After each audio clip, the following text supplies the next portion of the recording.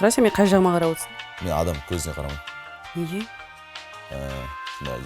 Қазір қарай аламын, былай, ұзақ қарай аламын. Любой адамға қарай алмайсың ба? Егер сізге бір жағыңызға қарап отқан сияқты болып көрінсе, мән бермеймін. Сен тек қана қыздарға қарай алмайсың ба сонда? Әлі жігіттерге де ма? Жігіттерге қарамасаң, оны слабость ретінде қабылдайды. А сен қыздарға былай қарасаң тоже слабость емес па ол? Қарай алмасаң көзіне? Жоқ, ол басқа. Себебі бар ма бір өзіне? Просто әдет қой. Кішкентай кезінен да? Бірақ ананы сұрамаңыз, мен сізді могу обидеть. Ал? Қай жағыма қарап отыр деп сұрамаңыз да мен. Жоқ, ол маған комплимент болады наоборот. Көрген шығарсың табу бағдарламасын осы күнге. Енді міндетті түрде көресің ғой. Былай, шынымды айтайын ба? Шынымды айтшы. Басына аяғына дейін көрген жоқпын. Басына аяғына. Аха, сен басына аяғына дейін кімді көрдің топ? Ешкімді көрген жоқпын, бірақ мен білемін сен. Почти. Мен көрген жоқпын деймін басына. Если мен көрсем, типа, давайте договоримся. Мен егер көрсем, или сен шындықты айтамын мен.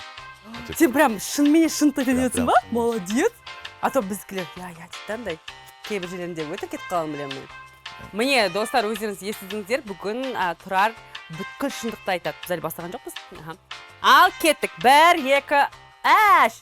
Жұлдыз ауруы болды ма? Тұрар, сен что өзің көп алып баратсың. Бұрын ортамда өлең айтамын десем, не голубойсың ба деп айтатын еді. Қатты шатырыңды айтады. Мерей келген кезде екеуіңнің қарым-қатынастарыңды айтқан болатын. Мен пайде сізге ренжідім. Үйлену керек деп үйленуге қарсымын. Мен әндерімнің барлығы менің эмоциям. Сахнаның сыртында бір қызықтар болған шығар, есіңде қаларлық. Охранникпен төбелесіп қалдым.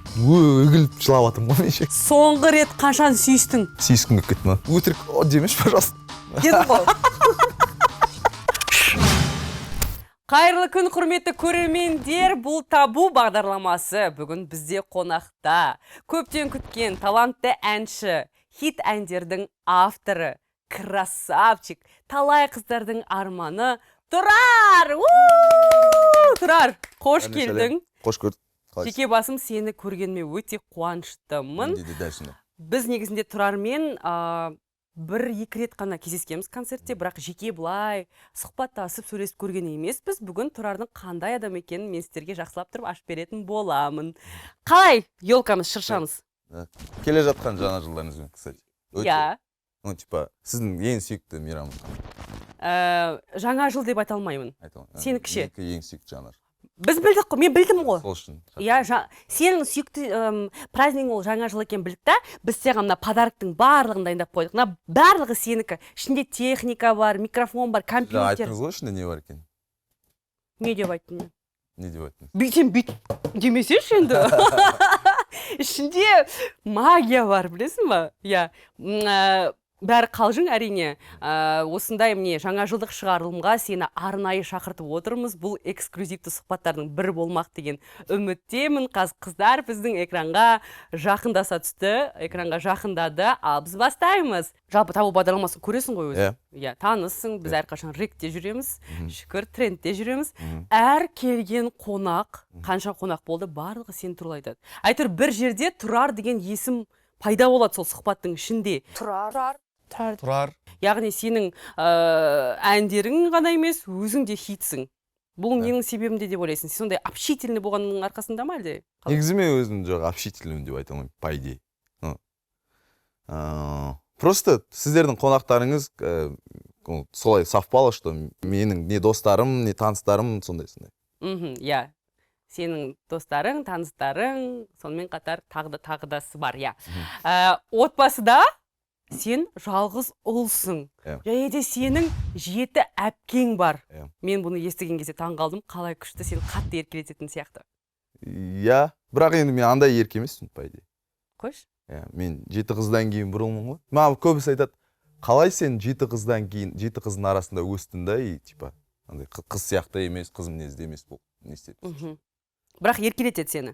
Еркелетеді, иә. Бірақ енді мен өзім андай ерке емеспін негізі. Мен андай еркемін. Қалай айтсам, бұзықпын мен просто. Бұзық болып өстім, иә. Менің ойымша еркеліктің бір сипаттамасы ол бұзықта. Андай еркелер болады, тәлпіштеп, ондай емес. Әпкелерің ренжімей ма? Внимание жетіспей қалды бізге деп. Енді сен жалғыз ұлсың ғой. Жоқ, мен мысалы, бәрі қалайды, мен мысалы, егер семья туралы көзқарасымды айтатын болсам, отбасы, типа, үлкен отбасы болған күшті, конечно. Имшыл болсын, анау, мынау. Бірақ сол бір нәрсе менің ойымша, типа, бар, ол маңызды нәрсе. Когда отбасыда бала көп болған кезде, кейбір адамдарға внимание жетіспей қалады, кейбір балдарға. Ал негізі внимание жетіспеген балдарға ол өте типа жаман нәрсе. Әр балаға бір махаббат болсын деп. Конечно, біз бәріміз қалаймыз көп балалы отбасы болды. Бірақ егер сен көп балалы отбасы боламын деп шешім қабылдасаң, онда мысалы ата-ана болсаң, сен уверен болуың керек, что әр балаға мен жеткілікті түрде махаббат бере аламын. Сенің отбасыңда ата-анаң әр балаға өзінің жеткілікті көңілін бөле ала ма? Қалай ойлайсың? Мынандай нәрсе бізде енді біздің қазақтың даналығы деп айтсақ бола ма? Типа бізде мысалы 3-4 қызға дейін бірінші қыз ол папаның папаның папасына беріледі, одан кейін папаның типа сөйтіп семьяларға. Типа солардың қыздары деген сияқты, сөйтіп. И олар өздерінің семьяларында типа кенжелер сияқты өскенде. Мен 3-4 сестрама дейін мен мама мен папа мама деп айтпайтын. Осы жақын арада ғана бастады, осы бір соңғы 10 жылда ғана бастады. Оған дейін аға, жеңге деп айтатын. Қойшы, оларды кімге берді сонда? Енді мен мысалға папам өзінің атасының қолында өскен. Өзінің атасын соған берген. Біріншісін, содан кейін өзінің әкесіне берген. Олар алады да, типа өздерінің кенжелері құсап үйінде өсіреді. Біз ауылда тұрғанбыз, Қызылордада. Сен кімнің қолында өстің? Мен әке-шешемнің қолында өстім. Мен енді вниманиеден құр қалған жоқпын, точно. Өйткені мен 8-ші болсам да үйде, енді мен желанный болдым. Қатты 7 қыздан кейін болдым. Не то что үй, әулет, мен ауылда бәрі білетін. Бұл ыдырыстың 8-ші. Араларыңда, әпкелерің араларында ұл болсын деген қыз жоқ па? Ұлжан деген қыз бар. Ұлжан. Міндетті түрде ол қойылады. Сен білесің ба, ұл туылады ғой сол неден кейін. Негізі 6-шы қыз, мен 6-шы сестрам. Негізі бізде мен мамам 10 құрсақ көтерген, по идее. Біріншісі ұл болған, ең бірінші шетіне кеткен. И 6-шысынан кейін тағы ұл болған, ол да шетіне кеткен. Сосын мен атым Тұрар деп қойған. Негізі Тұрар деп қойылған кезде ат солай не істеп қойылады. Ырымдап, осы тұрсын деген сияқты. Любой сол ат қойылады. Ал жалпы осы нәрсені дұрыс деп ойлайсың ба, беру? Атасының қолына бере салу немесе... Қазіргі заманда уже дұрыс емес шығар, қазіргі заманда. Өйткені по-любому барлық нәрсе ситуацияға байланысты. Қазіргі ситуацияда уже бұл кішкене бір түрлілеу шығар. А бұрын ол енді... Сен бермейсің? Нормально ол. Папам, мамама? Жоқ, я... Мен бірге тұрамын ғой просто. Бірге тұрамын, беретіндей болған. Бірге тұра. Сен жалғызсың, сен некуда деп. Вариант жоқ қой. Отбасыда қанша бала болғанын қалайсың? Мен Құдайдың бергенін білмеймін. Бірақ көп балалы. Ондай қатты көп қалмаймын мен шынында. Мен бір үшеу ғана. Үшеу, иә. Бәріне көңіл бөледі. 7, 8, 9 деген. Берсе, конечно, иншалла. Иә, әйеліңе байланысты. Әйеліме туам десе ол. Көп бала туатын саған әйел бұйырсын ендеше. Аумин. Жоқ, главный көп емес, главный саналы күшті балалар туып. Ауру емес, типа мықты күшті балалар туып. Не дегенмен енді жалғыз ұлсың ғой, еркелікпен қатар жауапкершілікте бар сияқты, соны сезінетін шығарсың өзің? Иә, конечно.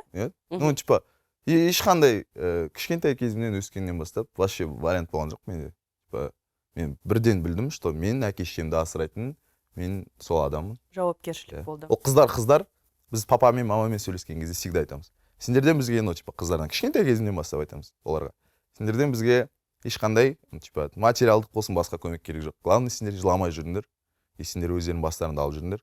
А біз өзіміз деп. Всегда осындай позициямен. Қандай күшті. Иә.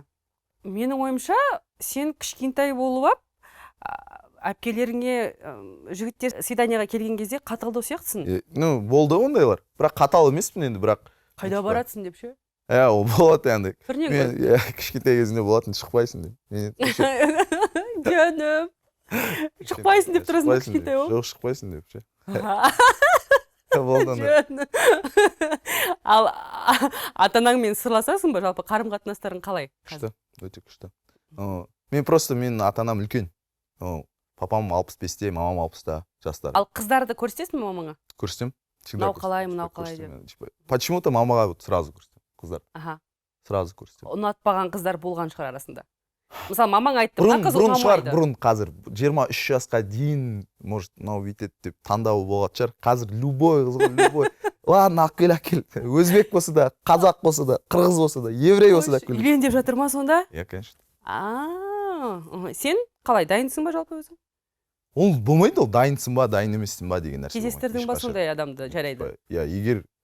Просто мен мына нәрсеге қатты қарсымын. Үйлену керек деп, үйленуге қарсымын. Дұрыс. Қызды кездестіру керек та, сосын барып үйлену туралы сұрақ болу керек. Адамыңды кездестіру. Енді бірінші идея болып емес. Жоқ, әлі. Осы уақытқа дейін сен жоқ, болды, моменттер болды. Болды. Кәдімгідей ойланған моменттер болды, жасырмаймын. 2 рет болған шығар, бірақ, типа, кездестірген жоқ. Жалпы мен қазір былай ашығын айта берейікші. Бәрін айтшы. Иә, мен мысалға папам үлкен деп айттым ғой жаңа. Мамам да үлкен. Еще папам көп уже 3-4 жыл болды ауырып жатыр. Бір аурумен ауырады. Жақсы қазір шүкір жағдай. Сосын всегда айтады, туысқандарым айтады, мама айтады, басқалар, типа папанды қуантайық, типа эмоция сыйлайық. Сол кезде жақсы ғой оған, типа денсаулығына күшті болады деп. Типа үйленсей сол үшін дейді. Енді біз үй алдық жақында, мен әке-шешемді осы 1 жыл болды көшіп. 1 жыл болған жоқ, буквально 4-5 ай болды. Көшіріп алып келдім осында. Жарайсың. Сондай эмоциялар ма дейді, типа осындай емес па эмоция, жоқ үйленсей. И сосын кеше Жансеріктің астынан бір комментарий көріп қалдым. Қадырбаев Жансеріктің астынан. Кеше енді әкесіне 570 берді ғой, папасына. Иә. Новый. И сөйтіп жаңағыдай Жансерік айтқанда, мен үшін бастысы әке-шешемнің эмоциясы дейді. Типа эмоциясы бастысы менің әке-шешемнің эмоциясы. И астына бәрі құттықтаймын. Сондай керемет нәрсе де по идее жасап жатқан нәрсе. Күшті нәрсе істеп жатыр. Реально 23-тегі бала әкесіне 570 алып келіп жатыр. Иә. И сөйтіп астына біреу жазып кетті. Типа егер нағыз эмоция сыйлаған кезде келін алып келсейші, сол кезде көресің эмоцияны. Сосын былай ойладым да, сол комментарийден кейін почему-то мынандай ой келді. Неге адам біреуге эмоция сыйлау үшін үйлену керек? Типа, ладно менің әкем, ладно менің шешем, бірақ ол типа менің адамым ғой. Менің адамым. Мен онымен өмір сүремін. Келесі жолы. Дұрыс айтасың. Эмоция үшін беретін ол подарок емес қой. Мысалы, мен мысалы нан сізге берсем, бұл сізге эмоция алып келу. Әрине. Мен сізге эмоция беру үшін келін алып келмеймін ғой, гоңың ерсе ғой. Енді сен оны маған емес, мамаңа. Жалпы, любой. Дұрыс, тұрсын. Мама келсе ме бұл сөзбен? Келседі, негізі мен мамам андай өте мудрый адам. Өте мудрый. Түсінігі мол дейсің ғой, иә. Енді әр ата-ана әрине анаң особенно деп айтақ, келін сүйгісі келеді, енді жалғыз ұлсың, мүмкін сол үшін де айтатын шығар. Үлгірмей ойлайды ғой, енді қазір өзім денсаулығымыз жақсы кезде бір немеремізді бағып қалайық деп. Мен оны түсінемін, бірақ егер мен қарсы отқан жоқпын ғой, үйленбеймін жоқ деп. Просто кездестірген жоқсың. Жақсы. Балалық шағың Қызылордада өтті. Кішкентай кезіңде қандай бала болдың? Бұзық болдым. Прям конкретно айта аламын, бұзық болдым. Бұзық деген қандай сен түсініңше? Төбелесе беретін ба? Өте көп төбелес. Мен өзі әкем сөйтіп бастаған тәрбиелеп. Мен жаңа айтып отырмын ғой, 7 қыздан кейін бір ұлмын, маған папам прям көшеден балдар алып келіп төбелестерді. Алабайларды сияқты. Чтоб мен андай не істемес үшін. Мен папама ризамын сол үшін. Мен қазіргі егер кішкене болса да ер болмысым болса, бұл менің әкемнің тәрбиесі. Менің әкем, әкем өмірімге андай қатты влиять еткен адам. Қандай керемет сөздер. Шынымен де сенен мына мужской стержень деген сөз бар негізі. Сол сезіледі. Әкеңнің арқасында, иә, бұның барлығы. Төбелескен кезде жеңіліп қалатынсың ба, әлде? Ол қарамайды, ол папаға мейлің, ол, жылап атсың да? Үлкен ба, жылап атсам да, үлкен ба алып келді, оған главный енді духтан қайтсам болды, төбелессем болды деген сияқты. Қазір қалай, төбелескішісің ба? Қазір уже соңғы бір жылдай болды қойған шығармын. Сол осы өмірімде осы. Негізі бүкіл всю жизнь тұра алса, мен прям өмір бақи төбелесіп келдім. Соңғы рет кіммен төбелестің? Жанкүйерің емес шығар енді? Жоқ. Бір клубта бірдеңеде ерегісіп қалдым ба, сондай бірдеңе болды. Әртістер бар ма арасында? Жоқ. Әртістер. Ондай қазір уже төбелесетін заман емес қой, ол біздің кезімізде ол сондай бір тупость еді, по идее, бір любой нәрсеге абыройды біз сол төбелес арқылы дәлелдейтін тұғымыз. Біздің кімнің көшеде жігіт екенімізді төбелес арқылы дәлелдейтін тұғымыз. Қазір ондай заман емес қой, конечно. Қазір уже бізді қаншама жастар көріп отыр. Ой жарыстыратын заман. Но бірақ, әр қайсыларың өздерінің сөздеріңе ответ беріп, немесе өздерінің поступктарыңа ответ беріп жүрулерің керек. Ол важно. Қандай мужской сөздермен андай қыз болып отырмын жандай. Қойыңдаршы деп шынды. Ұлдар төбелескен кезде мен бүйтіп отыратын. Ұлдар қойыңдар, пожалуйста деп шынды. Жаман негізі төбелескен. Сол үшін төбелеспеңдер. Шынымен де санамен, ақылмен түсіндіруге болатын сияқты менің ойымша. Сен бір сұхбатта айтқан екенсің. 5 мектеп, 3 университет ауыстырдым деп. Иә. Не үшін ауыстырдың? Екі университет. Арқасында ма? 5 мектеп, 2 университет ауыстырдым. Жоқ, одан емес. Абырой қойдыр ма? Жоқ, 5 университет. Жоқ, 5 мектеп, 2 университет. Одан емес, мен просто ауылда оқыдым ғой бірінші. Мен ауылда оқыдым, сосын мен Жасұланға тапсырдым военный школа. Мен просто тағы әкемді мысалға келтіріп өтейін. Мен әкемнің бір ең күшті бір сөзі бар. Бекіре балықтың басы суға тимей қайтпайды деген сөз бар қазақта.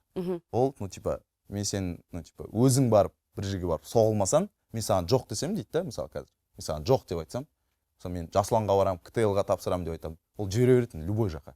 Ал мына жаққа барамын, сосын айтатын, егер мен саған жоқ десем, сосын өміріңде бірдеңе получаться етпесе, сен мені кінәлайсың деп, иә. Так что сөйтіп айтатын, Бекіребақтың басы тасқа тиіп айтады, любой жерге барамын. Мен Жасұланға да тапсырдым, Алматыда Дарында да оқыдым, гимназияларда оқыдым. Типа қай мектепте оқығым келеді, сол жақтарға оқыдым. Ол типа мен тәрбиемнен қуып жібергеннен емес ол. Просто өзімнің желаниеммен сөйтіп жүрдім. Шулатқан жоқсың төбелесіп ол жерде. Шулаттым ғой, енді талай жерді шулаттым. Мен мектеп кезінде мен қатты андай, не деп айтады, драчун деп айтады, төбелесе беретін балалар болады, сондай болдым. Прям. Кім істеді? Қожа? Кім істеді? Қожа болдым ғой. Еще мен қожаға ұқсайтын, қазір де ұқсаймын по идее. Кішкентай кезімде вообще қатты ұқсайтын. Бақа салып жүрген жоқсың ба? Нормально ғой? Көп салыстыратын сол қожамен. Қазір қойдың. Иә, қазір қойдым. Осы почему-то осы өнерге келгеннен кейін шығар енді кішкене. Иә, қорқасың просто енді, типа, сен по-любому. Менде қазір де болады андай ситуация, бір ерексіп кетіп, балдар қасыңда балдар айтады, қойса, түсіріп алса сұмдық қой ертең. Ондайдан қорықпаймын, по идее, түсіріп алса деген нәрсе. Терпилаларда қорқпайсың десеші, на свой языке сөйлесек па? Енді өкінішке орай мындай нәрсе бар ғой бізде. Үлкендер кішіден ақша сұрайды, дедовщина жасайды деген сияқты. Система деп айтады. Иә, ондай сенде болды. Иә, болды. Сенен бәрі не үшін қорықты? Менен бәрі қорқты. Мен қазір ше мына жерде өзінше Геракл болмай қояйын, как будто менен бәрі қорыққан. Атаман.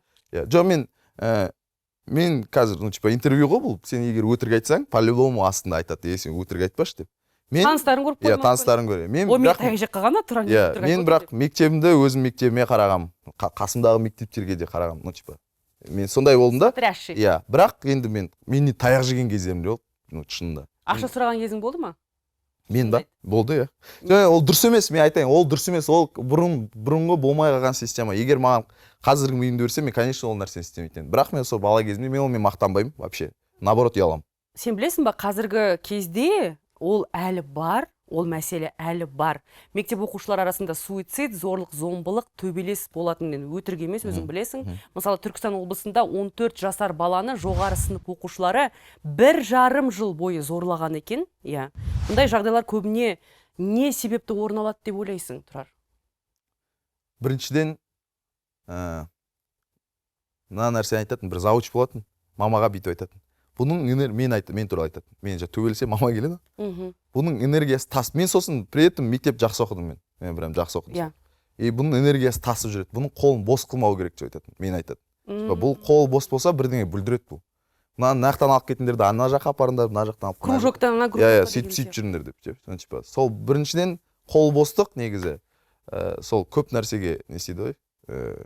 Зиян не істейді жаңағы. Қарны тоқтық, жұмысы жоқтық аздырар адам баласын дей ма? Абайдың. И сол сияқты, типа, адам біріншіден занятой болу керек. Екіншіден, мектептегі психологтар деген нәрсе, участковыйлар деген нәрсе, солар күшті жұмыс істеу керек. Типа, ол барлық бала ондай емес, типа, өзі болады, өзі насилияға құмар балдар болады. Әр мектепте, мысалы, 3-4 бала болады да, мысалы, сондай. Иә. Мектептің өзінше бұзықтары, бірдеңелер. Ол тупой бұзықтар болады, ақылды бұзықтар. Соларды алып келді, соларды под контролем ал. Иә, байқап қалу керек сондай, иә? Под контролем жүр да, и сен солармен жұмыс жаса, кәдімгідей индивидуальный жұмыс жаса. Ол любой жерде сондай. Егер сен спортқа келсең, сен просто бір талпаға салып жіберіп, давай заниматься ет деп, не істесең, сенен ештеңе шықпайды. А егер тренер сенімен индивидуальный заниматься етсе, сенен бір не болады жаңағыдай, результат болады. Сондақтадай сондай завучтердің, тәрбие завучтердің, участковыйлардың, психологтардың жұмыс істейтін. Үлкендер жақсылап қарау керек өзің оқушыларына. Дұрыс айтасың, мен де қосыламын. Сенің негізгі мамандығың экономист екен. Неге ол мамандықты таңдадың? Жай диплом үшін ғана оқып бітірейін дедің ба? Чисто жұрт не дейді деген әңгіме үшін бітірдім. Шын айтамын. Чисто менде де диплом болсын. Мен мамаға айтқанмын басында негізі. Мен оқымай қойыншы, пожалуйста. Мен просто бірінші курстан кейін айтқанмын. И то бізде семьяда мынандай нәрсе бар. Біз 7 қыз бір ұлмыз ғой. Біз семьяда, егер де сен грантқа түспейтін болсаң, сен оқуыңның ақшасын өзің төлейсің. Сондай бар. Бәрімізде, оны ешкім бүйтіп айтпайды, бірақ бәріміздің уже санамызда сақталып. Сізге зіл салмаңдар деген. Зіл салмаңдар деп айтпайды. Егер сен қаласаң, төлеп береді, бірақ өзіміздің қағидамыз ғой. Самостоятельный, иә, аха. Бірінші жылды мен мамам мен папам төлеп берді да, бірінші курсымда. Казгюға түстім Астанаға. Там немалые деньги были. кәдімгі төлеп берді. Мен и то мен кәдімгі мамам мұғалім, папам кәдімгі жұмыс. Мамаң мұғалім сенің. Аха. Сөйтіп мен айттым бірінші курстан кейін, вот типа сабақтарға бардым, лекцияларға бардым. Менікі емес дедің ба? Я вообще типа маған алып келетін дым жоқ мына жақтан. Типа мен просто оқымай ақ қойын дедім. Жоқ, оқы, Алматыға келдім, ары қарай уже оқу ақшасын өзім төлеп. Просто мамам мен папам үшін дипломды алдым. Олар саған алғанда па?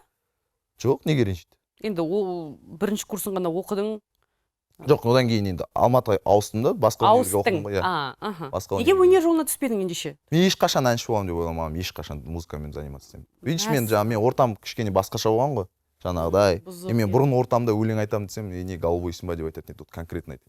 Бұрынғы ортам. Ал қазіргі сол бұрынғы ортаң сөйтіп айтып жүр ма саған? Айтатын кездер болады? Жоқ, ондай болмайды. Ол болды, ол балалық қол. Ол өтіп кетеді ол нәрсе. Просто сол кезде сол. Қазір сені қолдайды достарың. Конечно. Біздің көрермендердің бірі білсе, бірі білмес. Біздің Тұрар 2012 жылғы кикбокс чемпионы.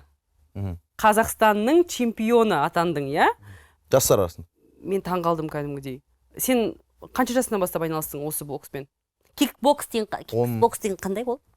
Қолмен де аяқпен де ғой. Бокс просто аяқ қоса болады. UFC сияқты. UFC сияқты, UFC-да күреседі, ода күреспейді, чисто. На прогиб лақтырмайсың. Жоқ, ондай жоқ. Маған короче бәрі төбелес. Кикбокс. 2012 жылғы чемпион. Ол өмірімнің бір периоды. Мен кішкентай кезімде всегда спортқа қатысып жүредім. Төбелеске жақын болдың.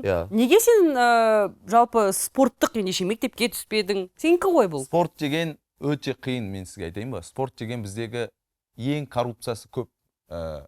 Біздегі не? Коррупция, мысалы біздің мемлекетімізде қандай минус бар, соның бәрі спортта бар. Спорт, бізде спорт өте именно жаңа коррупция жағынан өте жаман деңгейде.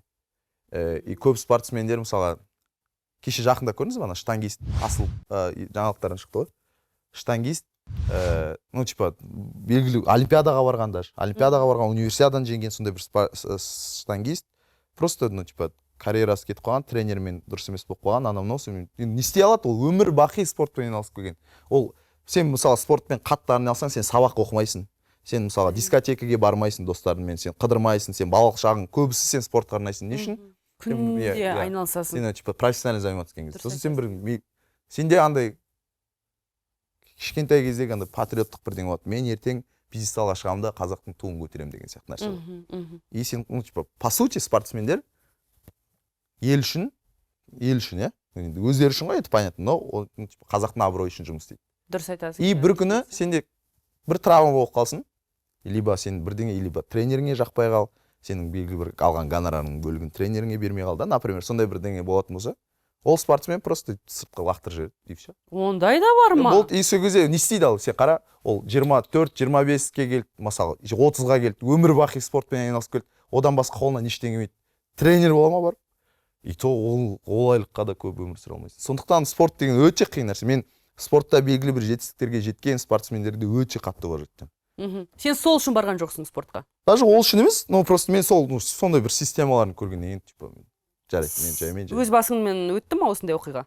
Шынымды айтшы. Мен айтқым келмейді ол нәрсе туралы. Бірақ мен достарымды, ағайындарымды, таныстарыңды көрдің.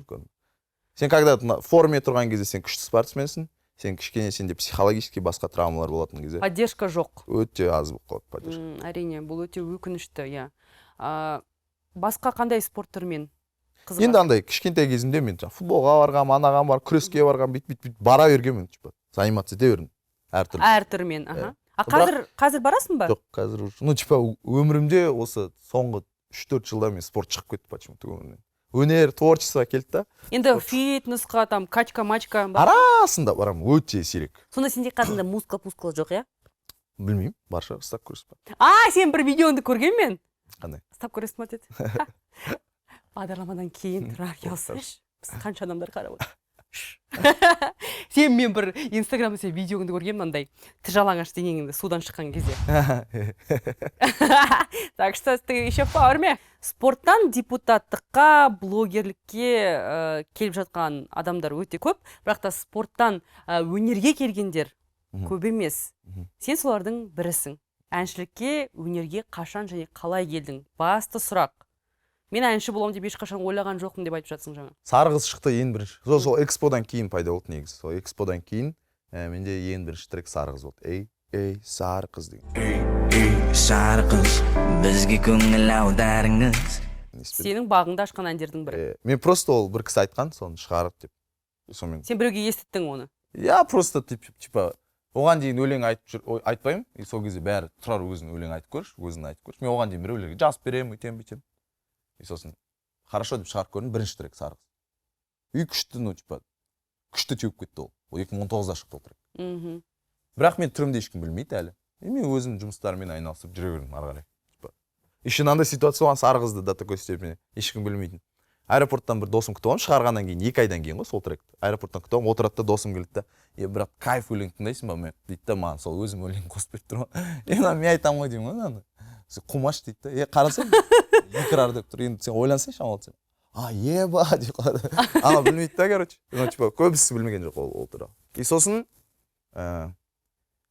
тағдырдың сондай бір нелермен менде продюсер пайда болды. Маған вообще негізі мен творчествомен заниматься етіп кеткеніме сенің продюсерім тікелей сол кісілердің арқалары. Менің ойымша ән айтпай жүріп, жалпы өнерде жүрмеген адамға бірден бір осындай хит ән жазу, ол босқадан босқа болмайды ғой, енді өзің білесің ғой. Сары қызды жазуыңа не түрткі болды, не шабыт берді саған?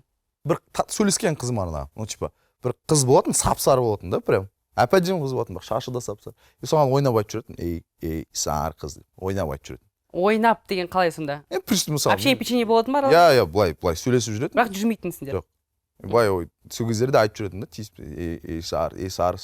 И сосын сол, почему-то сол неге, ей, сары қыз ойымда қалып қалды да.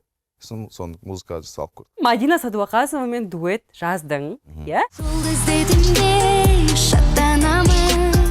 Негізі ол басқа бір кісілер сол трек жазайын деп жатқан. Өздері айтайын деп жатқан. Маған текстін жазып берші деп өтініш айтқан. Сол айтайын деп жатқан адамдар. Сосын мен жазып бергем, бірақ олар басқа шағып айтып жүрді, короче. Сөйтті да оларға ұнамады ма бірдеңе істейді. Сосын Назира ханым, мен продюсерім. Осын біз өзіміз неге айтпаймыз деді. Сөйтіп мен жаңағы өзімнің версияммен аудио жаздым да, Мадинаға жібердік. Мадина ханымға. Мадина тыңдады да, типа, вау, кайф. Бір сұхбатта айтқан болатын, я маған ұнады деп, сол үшін келістім деп.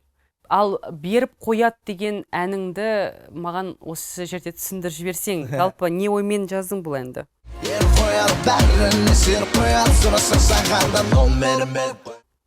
Ол әнді, типа, клубта жазғам.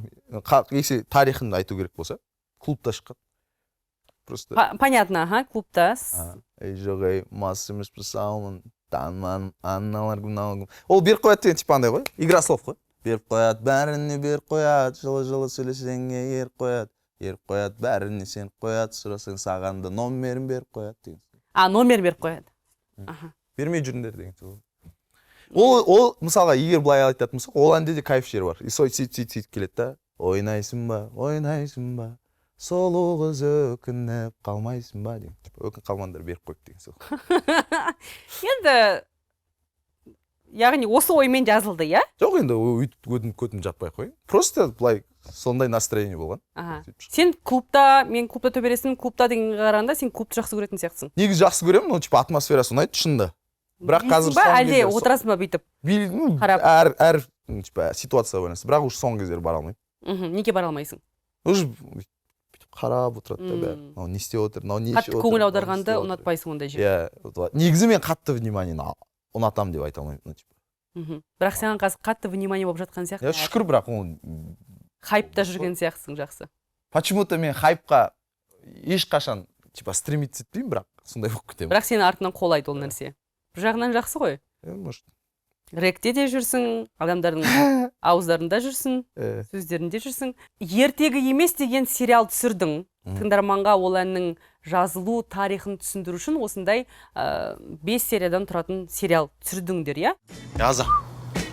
Жодан 5 миллион. Бәрін жұмсамға ашырсың. Бұл идея кімнің идеясы? Кімнің ойы?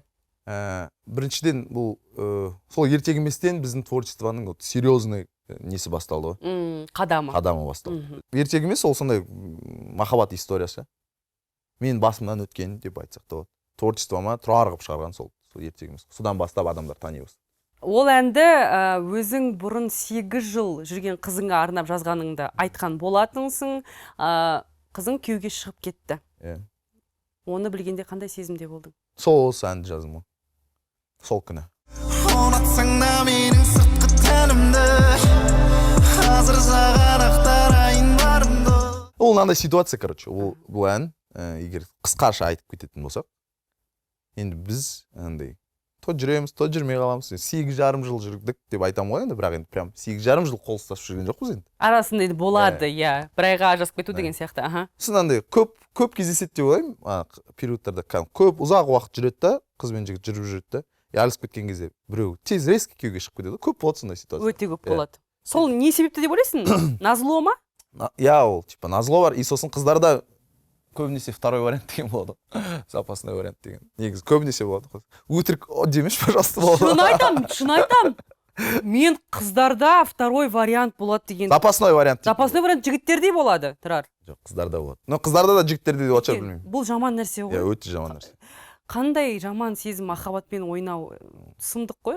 Өте, менің ойымша ол өте. Яғни сенің 8 жыл бұрын қызыңда запасной жоқ. Мен оны кінәламаймын, запасной вариант болады. Ну, типа, ол қанша уақыттан кейін үйден кетті? 3 ай ма? кетті. Значит, болды? Мүмкін болғанша. Жылатайын ба сен? Жоқ, мен типа ол жылады. Жоқ, мынандай ситуация болды. Біз екеуміз үйленеміз деп жүреміз ғой қызбен. Екеуміз үйленеміз деп жүреміз да. И сосын мен айтам, болды, мен үйленбеймін деп. Мен шетелге барып келем, демалып келем, сол туралы ойланып келем. Прям көп уақыт ойланып. Мен оны болашақ жарым ретінде көремін. Көре аламын. Сосын мен түсіндім, что мен оны жақсы көрмейтінді. Ну, типа, данный момент қатты мен оны жақсы көрмейтінді. Бұрынғы сияқты. Я, чтоб я. Сосын мен оны жылатқым келмеді да, ертең маған күйеуге шығып алып, ертең мен тағы анау. Мен просто шынында оны қазір өзімді бір ангел қылып көрсеткім келмейді, бірақ мен шынында соны ойладым. Сол үшін мен айттым, типа, келдім да, все болды, біз не істемейміз. Сосын ол айтты, бля деп айтты да, прям сөйтіп айтты. Я, мен, ну, типа, ол мындай емес, бірақ эмоциясы ғой өзің. Я уже запарилась дейді да, маған айтты. Значит, запарился жоқ, басқа сөз айтты. Я. Сен, ну, типа, осы жол точно ма деді да. Ну, типа, вот точно ма? Я мен точно дедім. Сосын все, кетті, 3 айдан кейін. И содан кейін, жаңа күйеуге шығып жатқан кезінде, мен ол кезде вообще творчествомен айналыспаймын, әлі сары қыз да жоқ. Просто менің эмоциямды қалай шығаратынын білмедім да, мен стористерін көріп отырмын ғой. Ты прикиньте, вот мен қанша жыл жүргем, мен ақ көйлекпен мен қасында тұрамын деп представлять еткенмін оны, да. Сен басқа біреу тұр. Больно было, вот реально. Мен сол кезде ойладым, еба, мен қатты жақсы көремін, что-то, мне кажется, я профукал свое счастье деп ше.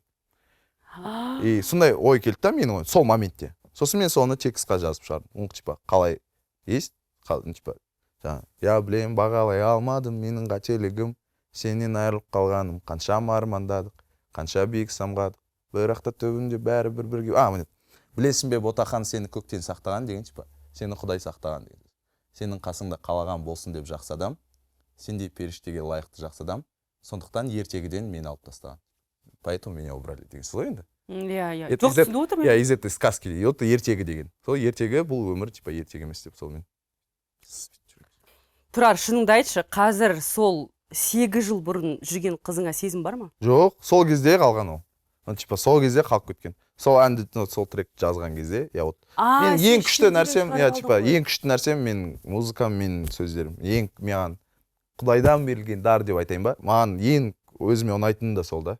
Мен когда жазам музыкамен или сөз болып шығарам, сразу же отпускает, сразу же. Ол кайф, сол күшті, өзім. Біреу тауға барып айғайлайды, біреуі стеклоны сындыру керек, жынын шығарады деген сияқты. Сен әннен эмоциям сөйтіп шығарып жүрмін. Сезімін шығарасың.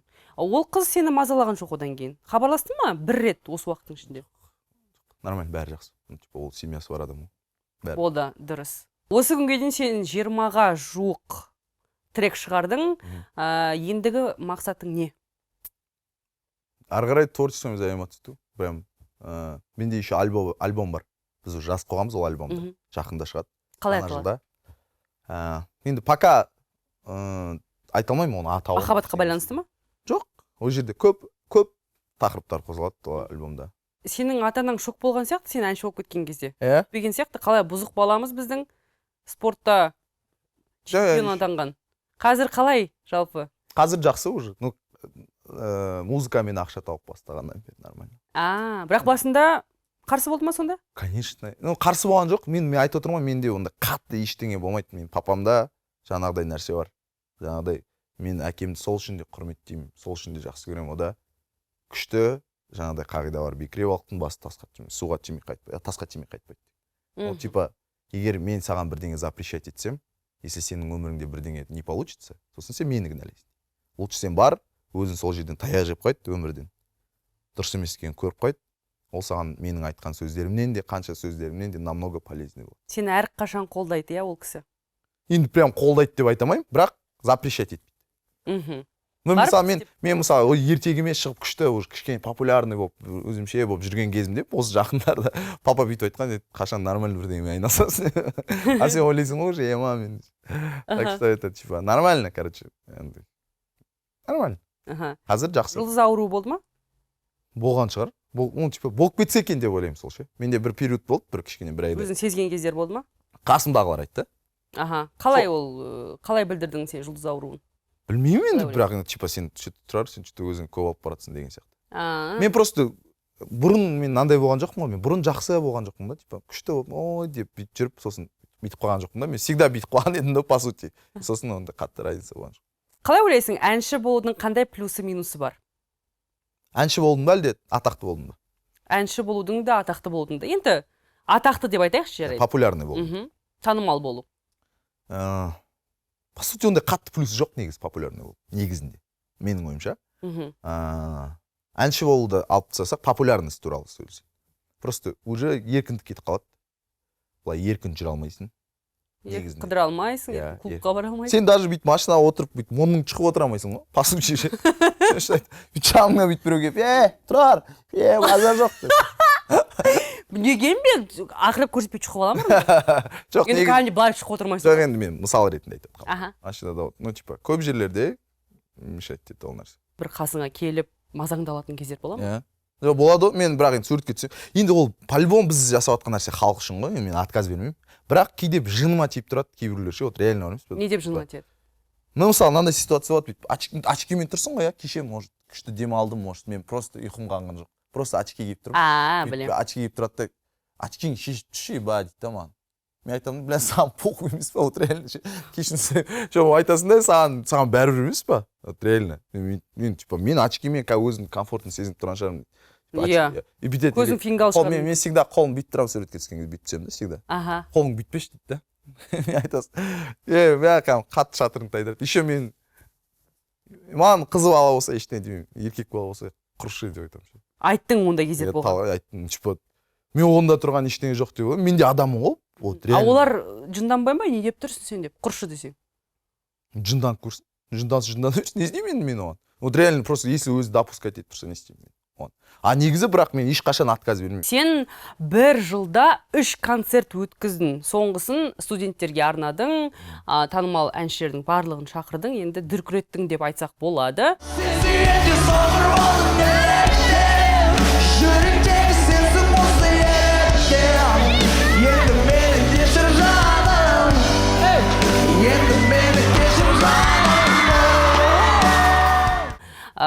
Концерт қалай өтті, сенің ойыңша?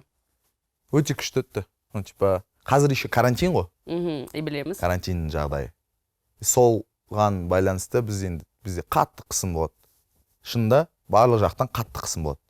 Концерт ұйымдастыру өте қиын. Менде қазір де беріп жатырмыз ғой, қалаларға беріп келе жатырмыз.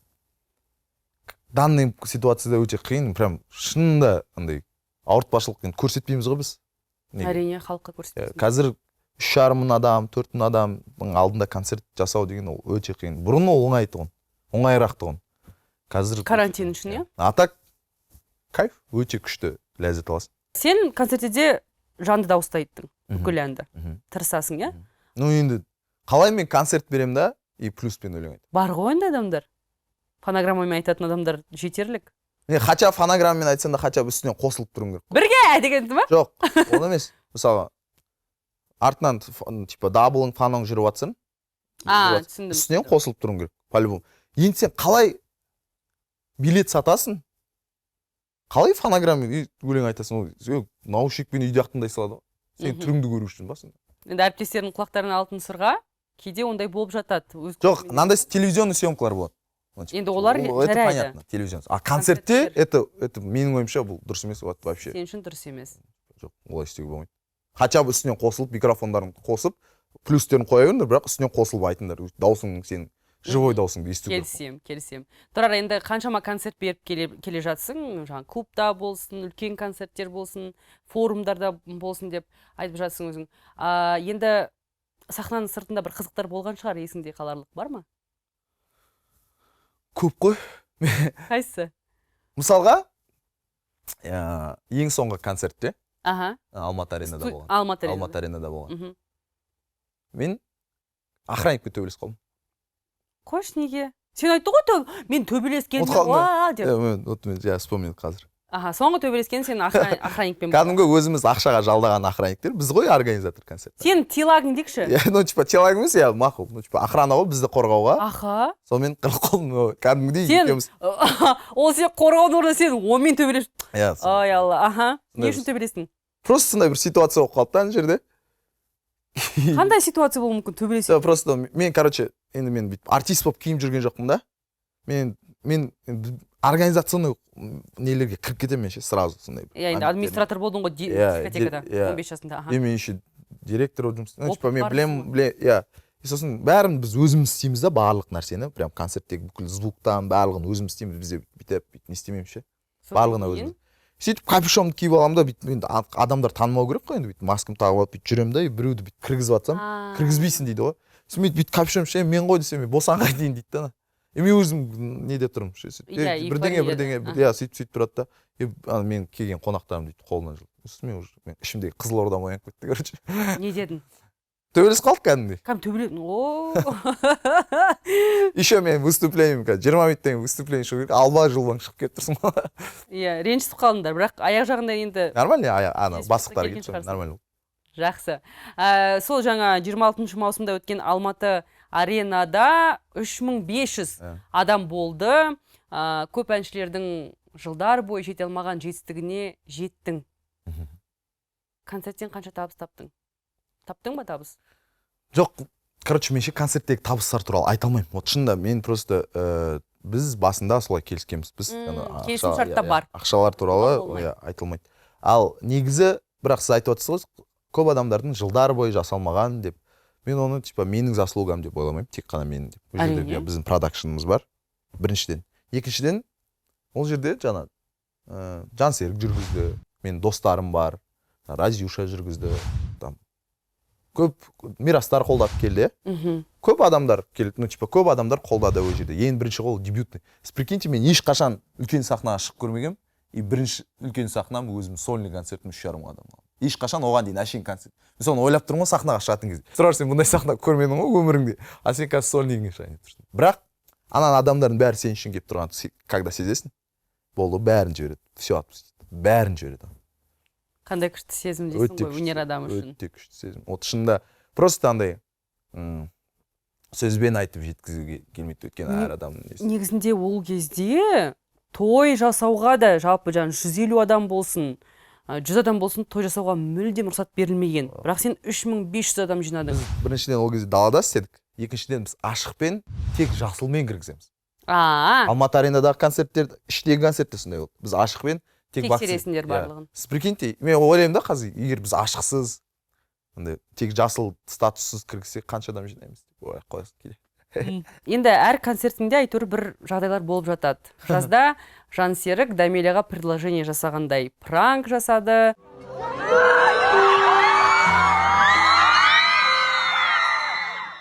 Соңғы концертіңде Мерейге Алматы деген үшін хейт кетті.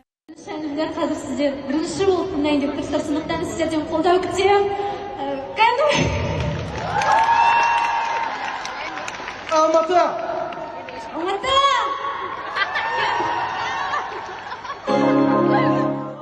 Сол кезде сен қандай сезімде болдың? Енді қалай десек те, Мерей сенің бұрынғы қызың. Сен үшін ауыр тиді ма бұл жағдай?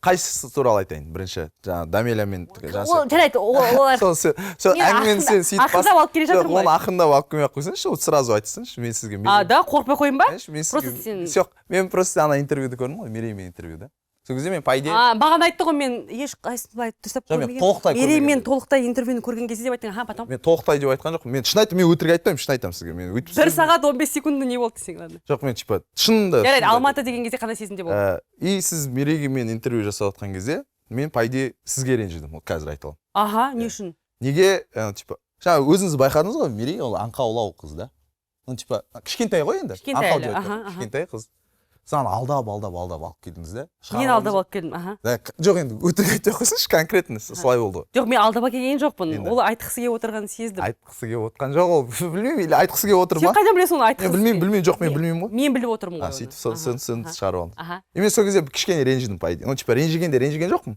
андай неге өйтіп жасады екен деп ойладым өйткені мен мысалға осы уақытқа дейін неге ол отношение туралы айтпаймын өйткені мен типа тұрар мен Мерей сондай нәрсеге мен типа қарсымын да лучше адамдар мен творчеством туралы сөйлессін сол сайын ал енді соның жаңағы мысалы сол нәрсе шықты ол бүкіл менің қазіргі әңгімем барлық жерге барсам сол Мерей анау мынау деген сияқты әңгімелер мен просто ондай нәрсеге вообще қарсымын ну типа мен даже инстапарочкаларға да қарсымын да егер шынында андай өтірік істейтін шын істейтін прикольный контенттерді оған не жоқ ну типа ол үшін әйтпесе маған сол нәрседен хайп келетін болса мен жүріп бастағаннан бастап сөйтіп бастамаймын ба бәрін шығарып Айтып па барлығын. айтып просто айтқым келмейді шынында не үшін ол типа айтады неге сендер не істеп жүрсіңдер мен ешқашан еш жерімде айтпағанмын ол туралы ешқашан қазір сама собой придется айтуға мен қазір мен айттым ғой сізге любой нәрсені айтамын Енді қазір тоғай тұр барлық құрсынларына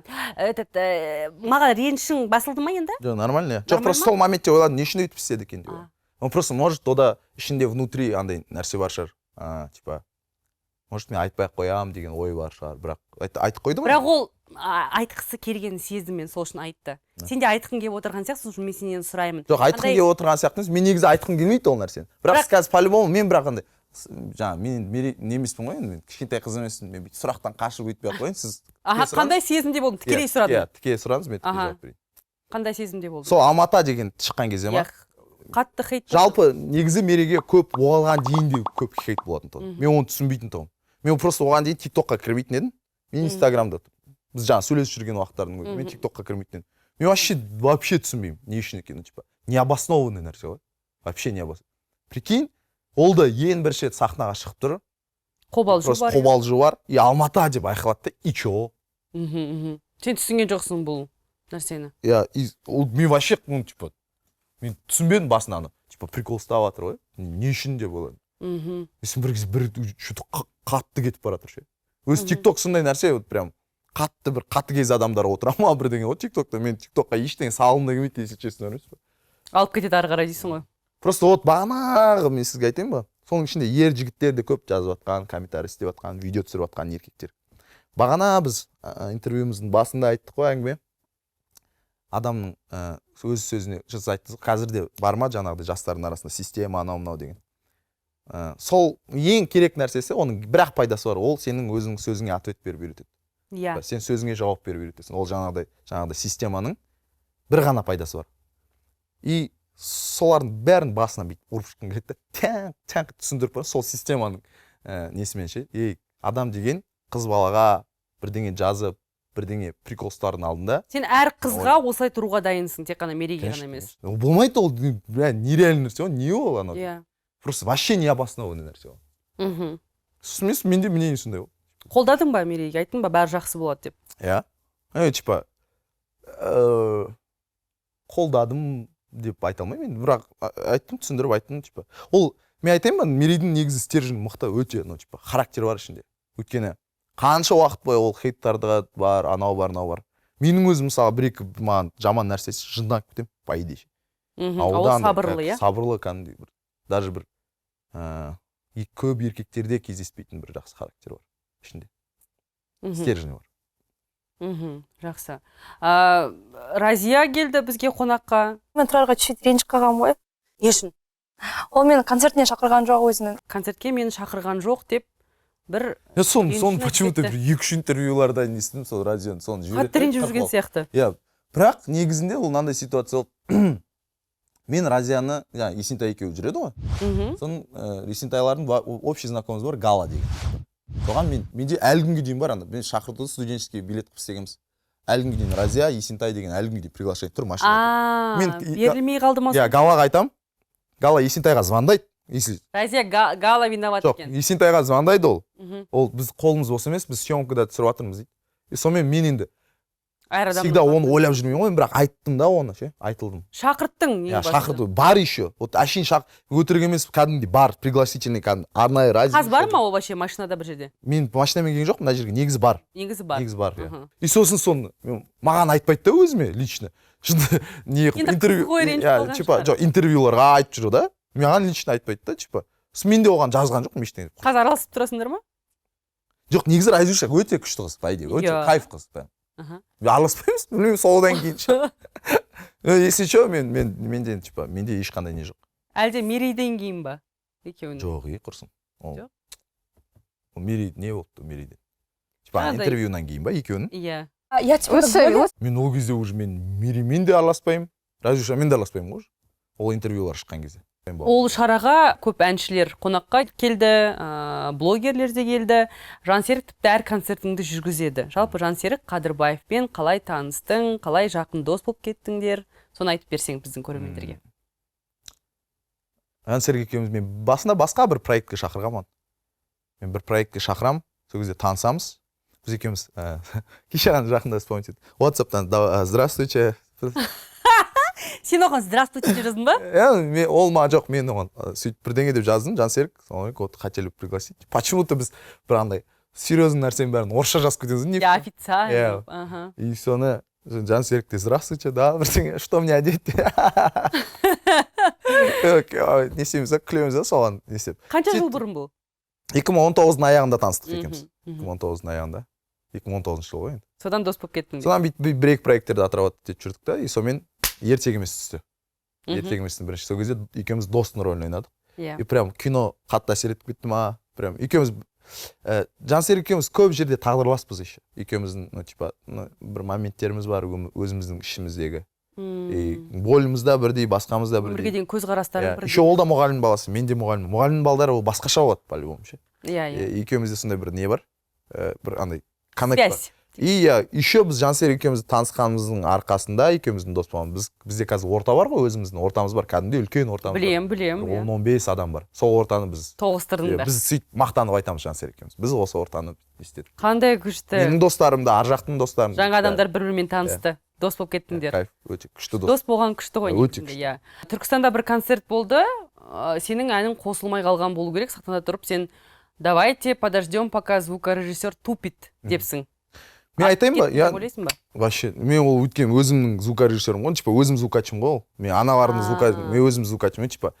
Мен концертте всегда айтам. Менің концерттерім, ол Түркістаннан мен ана жерде гость болып шықтым. Типа біз жастармыз ғой, біз свободныймыз. Біз үлкендерге қарағанда біздің отличиеміз, бізде свобода бар. Ішімізде. Сыртымызда еркіндік бар. Ол кайф нәрсе. Мен концертте мысалға кейде бір боғау сөз шығып кетеді аузымнан. Кейде бірдеңе болады, кейде дұрыс болмай қалады. Кейде біз можем все себе позволить. Енді бірақ жандай анайы нәрсе істемейміз ғой. Просто көп нәрселерді мы можем себе позволить, потому что бізде еркіндік бар. Онда тұрған ештеңе жоқ деп ойлаймын. Мен мысалы бүйтіп. Ол ренжіген жоқ па? Кім? Мен звукачым ба? Жоқ, не деп. Үйреніп қалған ба? Конечно. Өзі тупить етіп тұр ғой по факту. Типа, оған нормально. Мен просто оны көрдім еще. Бір кісі журналист ба, бір кісі суретке түсіріп, типа осындай жаңалық керек бәріне. Жазып қойыпты, типа, уважаемый бірдеңе. Мен жазып жүрмін өзіңе. Все, сын түзелмейді, мын түзелмейді. Рахмет. Типа, дұрыс, өте дұрыс айттыңыз. Әріптестерің, әншілерің саған ештеңе деген жоқ па бұл жағдайға байланысты? Жоқ, ол ондай бір асыра сілтеді. Ешкім мән берген жоқ оған. Тек сол кісі, примерно сіздер де сол кісінің несінен оқып тауып алған шығарсыздар. Тауып алғанбыз ғой. Иә, примерно сол кісі ғана. Болды, басқа оны. Қазір Түркістандағы концертте болғандардан сұраңызшы, олар да білмейді ол туралы. Типа өлең қосылмай жатыр да. Қазір күте тұрамыз, мен звукачым тупить етіп жатыр деймін, болды. Қалай ес солай айтып салдың? Мен всегда сөйтемін, мен всегда сөйтемін, мен концерттерде айтамын. Кейде біреулер мамаларымен келеді концерттерге. Мен айтамын, түсіндіріп айтамын. Әте, сіздер келдіңіздер, сіз ойлап қалмаңыз, андай бір концертке келіп мына жерде тұрып алып бүйтіп айтатын. Ондай емес. Ол типа бұл свободный концерт. Еркін концерт. И менің ойымша біздің концерттер сол үшін де күшті өтеді да. Өйткені біздің концертте көп нәрсе болады по идее. Сахналық этика ше? Сахналық этика деген не ол? Не нәрсе ол? Мәдениет ұстау. Мысалы, боғау сөз айтпау. Енді мен айтып отырмын ғой, егер де мен сондай бір күшті бір андай бір неде болсам, мен концертімде боқтамаймын, мен бірақ жаңағыдай бірдеңе деген сөздер кейде шығып кетеді. Мен де өзім осындаймын. Өтірік сахналық этиканы сақтағанша бірдеңе өтірік істеймін. Шынайы болғанды, шынайылықты более бірінші орынға қоямын. Мен концертімде боқтаймын деп айтып отқан жоқпын. Но типа если что, сондай сөздер шығып кетсе, алдын ала кешірім сұрап қоясың. Мен айтып қоямын. Мен типа сүлгімді лақтыра саламын, не істеп тұрған ше. Бірдеңе істей саламын, құлақ қаламын, бірдеңе істей. Он типа это нормально все. Все это нормально. Ол барлығы нормально. Мен жаспын. Менің көрермендерім жас. Сенің жанкүйерлерің түсінеді оны. Менің жанкүйерлерім түсінеді. Ең бастысы. Иә, олардың реніші болмаса болды. Үлкен кісілер мен түсініп тұрамын өзім, менің аудитория емес, примерно бір билет подарить еткен, бір примерно келіп қалғандар, жастар 40-тан асып кеткен. Мен оларға айтамын. Короче, близко к сердцу не принимайте. Бәрі нормально. Кеттік бастаймыз. Тұрар, сен әнді де, сөзді де өзің жазасың, 8 қырлы, 1 сырлысың. Нақты бір адамға арнап жазасың ба әнді? Барлық ән, почти менің барлық әндерім бір адамға деп айтпай қойын.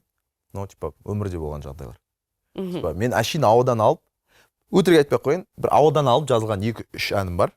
Жай әшейін. Қай әндер ол? Енді айтпай қойын қазір, оны может өзі бүйтіп тыңдап жүретін адамдар бар. 1-2 ән бар, маған ол әндер қатты ұнамайды. Ал негізі қалған 21 әнім барлығы шындық, барлығы типа болған оқиғалар. Бастан келді. Ән қалай келеді саған? Түсіңде келе ма? Қалай? Қайдан шығарасың сен? Сол ситуация, эмоция ғой. Мен эмоциямды осы әнге салып тастаймын. Когда мне, например, больно, көбінесе, когда мне грустно, а мен негізі өмірде кішкене веселым, күлімсіреп жүремін, да? Ну, типа, күлімсіреп емес енді. Ну, типа, позитивно жүруге тырысамын. Өлеңдерім қайғылы болғасын, мен бүйтіп жүрмеймін енді. А грусть келген кезде, соны бүкіл грустті жинап, әнге салып жүргім келеді. Негізі күшті способ екен. Ойланатындай. Мен де сөйтем ғой деймін. Мен сізге айтып отырмын ғой, мысалы, сіз мысалы музыкамен айналысасыз ғой. Музыкамен сізде по-любому ішіңізде бар ғой, музыка бар. Иә. И ана сенімсіздік болады. Ну, типа, мен ән жазсам, ол типа, мен қақта мен композитор емеспін ғой деген сияқты. Ол болмайды ол. Просто эмоцияңызды айтып бір шығарып көріңіз да, и соны халыққа беріп көріңіз. Вот шынында сөзінде әнде. Сол кезде көресің дейсіз ғой. Сол кезде көресіз, сол кезде өткен чувствовать етеді сізді. Ұзын шаштарың деген ән кімге арналған? Сенің ұзын шаштарың байлап мені тастады. Мерейге. Ну, типа, сол өткені ол киноға арналған ол, негізі сериалға. Сериалға түсті ғой Мерей. Ол жерде Сания деген қыздың рөлін ойнап түсті. Сол үшін ғана? Сол жерде по сценарийсында ән керек болды. Ну, типа, жоқ, біз ол кезде уже сөйлесіп жүрдік қой, соған арналған. Деп былай жасыратын ештеңе жоқ, Мерейге арналған. Әндерінің көп Мерейге арналған сияқты. Жартысы. Енді бізде сондай отношение болды ғой енді. Сол кезде енді мен өзің қызың арнамаған, кімге арнаймын, мен басқа біреудің қызына арнамаймын. Қанша ән бар шамамен Мерейге арнаған? Өзің бір сүйіп тыңдайтын ән бар ма арасында? Мысалы, қанша ән? Жалпы негізі менің ең күшті өзім жақсы көретін 2 әнім бар. Мен прям өзім тыңдаудан жалпы. Қайсысы? Ол Сен алмадым деген, ол Мерейге қатысы жоқ. Я сен алмадым, мен сезбейдің бе, мүлде шындық көре алмадым, мен көздей. Типа просто ол ән маған. Сене алмадым. Ол ең бірінші менің шыққан тректердің бірі. Сосын Неге деген трек бар. Неге мұңайдың сен, неге не болса да бірге болам демедің бе? Ал неге ше? Сол кезде шыққан. Жаңа өзің айтып жатсың ғой, Мерей келген кезде екеуіңнің қарым-қатынастарыңды айтқан болатын. Бірақ айттың, мен шығарылымды толық көрген жоқпын деп. Неге көрмедің? Уақыт болған жоқ па әлде? Яғни бастап көріп атам да, сонымен бір сәтін салмай кетті, соның үшін до конца көретін. Бірақ енді примерно айналдырып көрдім. Бит. Қай жерін айналдырып көрдің именно? Бірінші очередь, сол туралы көрдім. Не айтты екен деп ойладым, қатты интересно болды. Сөйтсе, сен анарға ренжіп отырсың ол жерде? Я мен почему? Не просто мен ойладым. Мен былай ойладым, типа. По идее, последствиясын ойлап отқан жоқсыз ғой негізі ол жерде. Негізінде. По сути. Если вот шындық болатын болса, мен сізді не хочу обидеть. Просто сіз ертең, может, бұның әңгімесі тарап кетеді. Может, мен мысалы не үшін айтпаймын отношение туралы. Мен ойлаймын, болашақта оның бір күйеуі болады. басқа. Мм. Ол может қаламайды шығар өзінің қыз әйелі туралы айтылған. Енді сізге енді позор түсініп тұрмын, сізге рейтинг керек, ну типа рейтинг керек болған, сізге программа просматривай болу керек. Иә. Сол үшін айтасыз, ну типа это нормально. Мен соны ойладым. Неге өйтіп қатты не істеді екен деп ойладым. Сосын мен Мереге де айттым. Қатты сұрады деп па? Иә. Бірақ та енді былай қарап тұрсаң, егер де адам айтқысы келмесе, ол мысалы сен айттың маған, мен мысалы контрактта айтпайым болды. Мен саған давить еткен жоқпын. Мен Мерейдің бір көзінде бір мұңы бар екен көрдім. Сосын айттым, мүмкін сен осы бағдарламада өзің нүктесін қойып айтатын боларсың. Ертең сен басқа сұхбатта сұрай бермейтіндей, Тұрармен не болды деп. Сосын ол я деп отырды да Тұрарды айтып кетті. Яғни біз бұл бағдарламада жаңа айтқандай ешкімді заставить етпейміз. Әр адам өзі ашылғанға байланысты. Жаңа сен өзің айттың ғой, сұхбатқа байланысты мен өзім ашыламын деген сияқты. Мүмкін мүлдем ашылмаймын. Мен ойлаймын, Мерей ол кезде ашылды, қыз бен қыз ретінде біз сырластық. Және де мен комментарийлерде оқыдым. Ол жерде сен туралы немесе Мерей туралы және де басқа адамдар туралы жаман пікірлер жоқ. Маған жаман пікірге бәрібір, шын айтамын. Вот прям оқтай салым көттірпайды ше. Мен кішкене енді сондай бар. Ну типа нормально. Оған мен бір қатты мән бермеймін. Я всем советую, чтобы он қатты негізі мән беретін нәрсе. Енді по-любому мән бермеймін деп айтасың, бірақ кейбір кезде андай обидный нәрселер жазып жүрсе, личностьқа кетіп. Иә. Не по факту. Мен жынданамын, наказать еткім келіп кетеді сол адам. Личность, соны не жазу мүмкін сен? Мал, бля, бірдеңе, боқтап, вообще не по факту боқтай салатындар бар ғой. Аузына страницасына кіріп қалсаң, ілімтік ше мынандай. Жазасың ба оларға? Бұрын жазатын мойындаймын ше, қақтасын, қайда номеріңді айтшы, қазір барам деп сөйтіп қуатыным ше. Қазір енді қойдым. Сені жіберем деген әнің шыққанда, сен Инстаграмға мен шығарған әрбір трек өмірден алынған, әрбірінің өзінің хикаясы бар деп айтқан болатынсың, өзінің тағдыры бар деп, және де сол нәрсені жазып, сен пост шығарған болатынсың. Бұл соңғы хат. Сен осы ән арқылы Мереймен қоштастың. Кешір мен енді сені жіберем, қайғыдан басқа саған не берем. Иә. Егер солай қысқаша айтылатын болса, иә. Біз оған дейін уже көп уақыт сөйлеспейік, типа отношения андай болып кеткен уже. Болады ғой, типа бір нүктесін қоя алмай. Сол әнді. Ол әнді шықпай тұрып, типа ол әнді жазып қойдым, сол жазып қойған кезде жібергем. Примерно. Сен жалпы Тұрар, қандай қызды жар ретінде көресің болашақ? Қандай болу керек? Біздің қыздар қазір жақындайды экранға. Мен ешкімге талап қоя алмаймын, шын айтамын. Бірақ мысалы болады ғой, мынандай болса ғой деген өзің бір шыншыл болса ғой, шын айтамын. Шынайы, иә? Шынайы болса, барлық эмоция, типа бірден мындай ертең кейін уақыт өте келе маскасын ашпай, сол уақытта бірден эмоциясын қорықпай білдіретін. Сосын осындай нандай жағдай болды. Қазір мен папам айттым ғой, жаңа ауырып жатыр. Мамам бар. Мысалға, мен папам мен мамам енді көп жылдар бойы бірге. Қазір папамның кейбір нәрселер істеуге мүмкіндігі жоқ та енді өздігімен. Мамам қасынан 5 минутқа ажырамайды да. Хотя кішкентай кезімізде біз енді семьяда неше түрлі нәрселер болды, екеуінің арасында да бірдеңе ұрыс-керістер. Саяқ сызылып тұрады. Мен бірақ қана маманың махаббатына таң қаламын да, по идее ше. Мен бүкіл әйелдер өйтіп істейді деп айта алмаймын. Ана көремін ғой, мен прям жылағым келді ана ше. Өйткені 5 минутта енді көкке көтеріп жүреді да, всегда ше. Вот сондай әйел болса маған. Мен как минимум мамам сияқты. Қандай тамаша. Әкеңді әрқашан көкке көтеріп жүреді. И сосын біздің үйде папаның абыройын асқақтатып жүрді. Любой, типа мен папам ішті кезінде да, оны жасыратын ештеңе жоқ қой. Бірақ шыдады, иә, бәріне. Көп нәрселер. Папаның жұмыс істемей қалған нәрселер кезеңдер болды. Сол кезде мама реально типа батыр ана ғой, енді мама официально мемлекеттің атынан атақ берілген батыр ана деген 8 бала тапқан. Енді баланың анасы. 8 баланың. И ол 8. в буквальном смысле батыр анада өткен. Сондай өмірде периодтар болды. Бір мұғалімнің ақшасымен мен қазір таң қаламын, қалай өмір сүргенбіз деймін. Папа жұмыс істемей қалды. Сондай қиын кезеңдер болды. Сол кездерде прям тащить етіп ше, өзінің несіне арқасына барлығымыз да. И мен қатты риза боламын. И мен как минимум мен мамамдай, типа менің анамдай болса болды. Мен үшін мен не істейтін. Сені ең бастысы сыйлайтын, иә? құрметтейтін просто еркектің өмірі ақ пен қарадан тұрады. Барлығымыздың өміріміз қаласа ғой ол. Иә. Фортепиано сияқты. Бірде бар, бірде жоқ болып қалуы мүмкін, иә. Сол барына да, жоғына да шыдай білетін. Всегда поддерживать етеді. Өнерде болғанын қалайсың ба? Маңызды емес, өнерде болсын, болмасын, вообще маңызды емес. Бірақ, конечно, хочется, чтобы өнерді түсінген адам болды. Ну, типа, вообще творчествоны түсінетін адам болғанын қалайсың. Мен сосын мен ойламаймын, что мен өмір бақи творчествомен заниматься етемін. Может, мен 40 жасқа келген кезде, может, маған ол нәрсе қызық емес болып қалады. Типа, білмеймін ғой. Қазір қызық ең бастысы. Қазір қызық, иә. Ішімдегі алауым өшкенше ғой. Типа, ішімдегі соған деген қызығушылығым өшкенше. Сен де білесің бе, тұрар мынандай бар сияқты, сен жаңа айттың ғой, 8 жыл бұрын жүрген қызыңмен болсын, Мерейді айтып жатсың, біздің арамызда мындай бір түсінбеушілік моменттер болды, суып кеткенде кездер болған шығар мүмкін, иә? Кімнің кесірінен деп ойлайсың осы? Не үшін жалпы толық айтайықшы осы проблеманы, жалпы неден болады ондай отношениялар, қарым-қатынастар?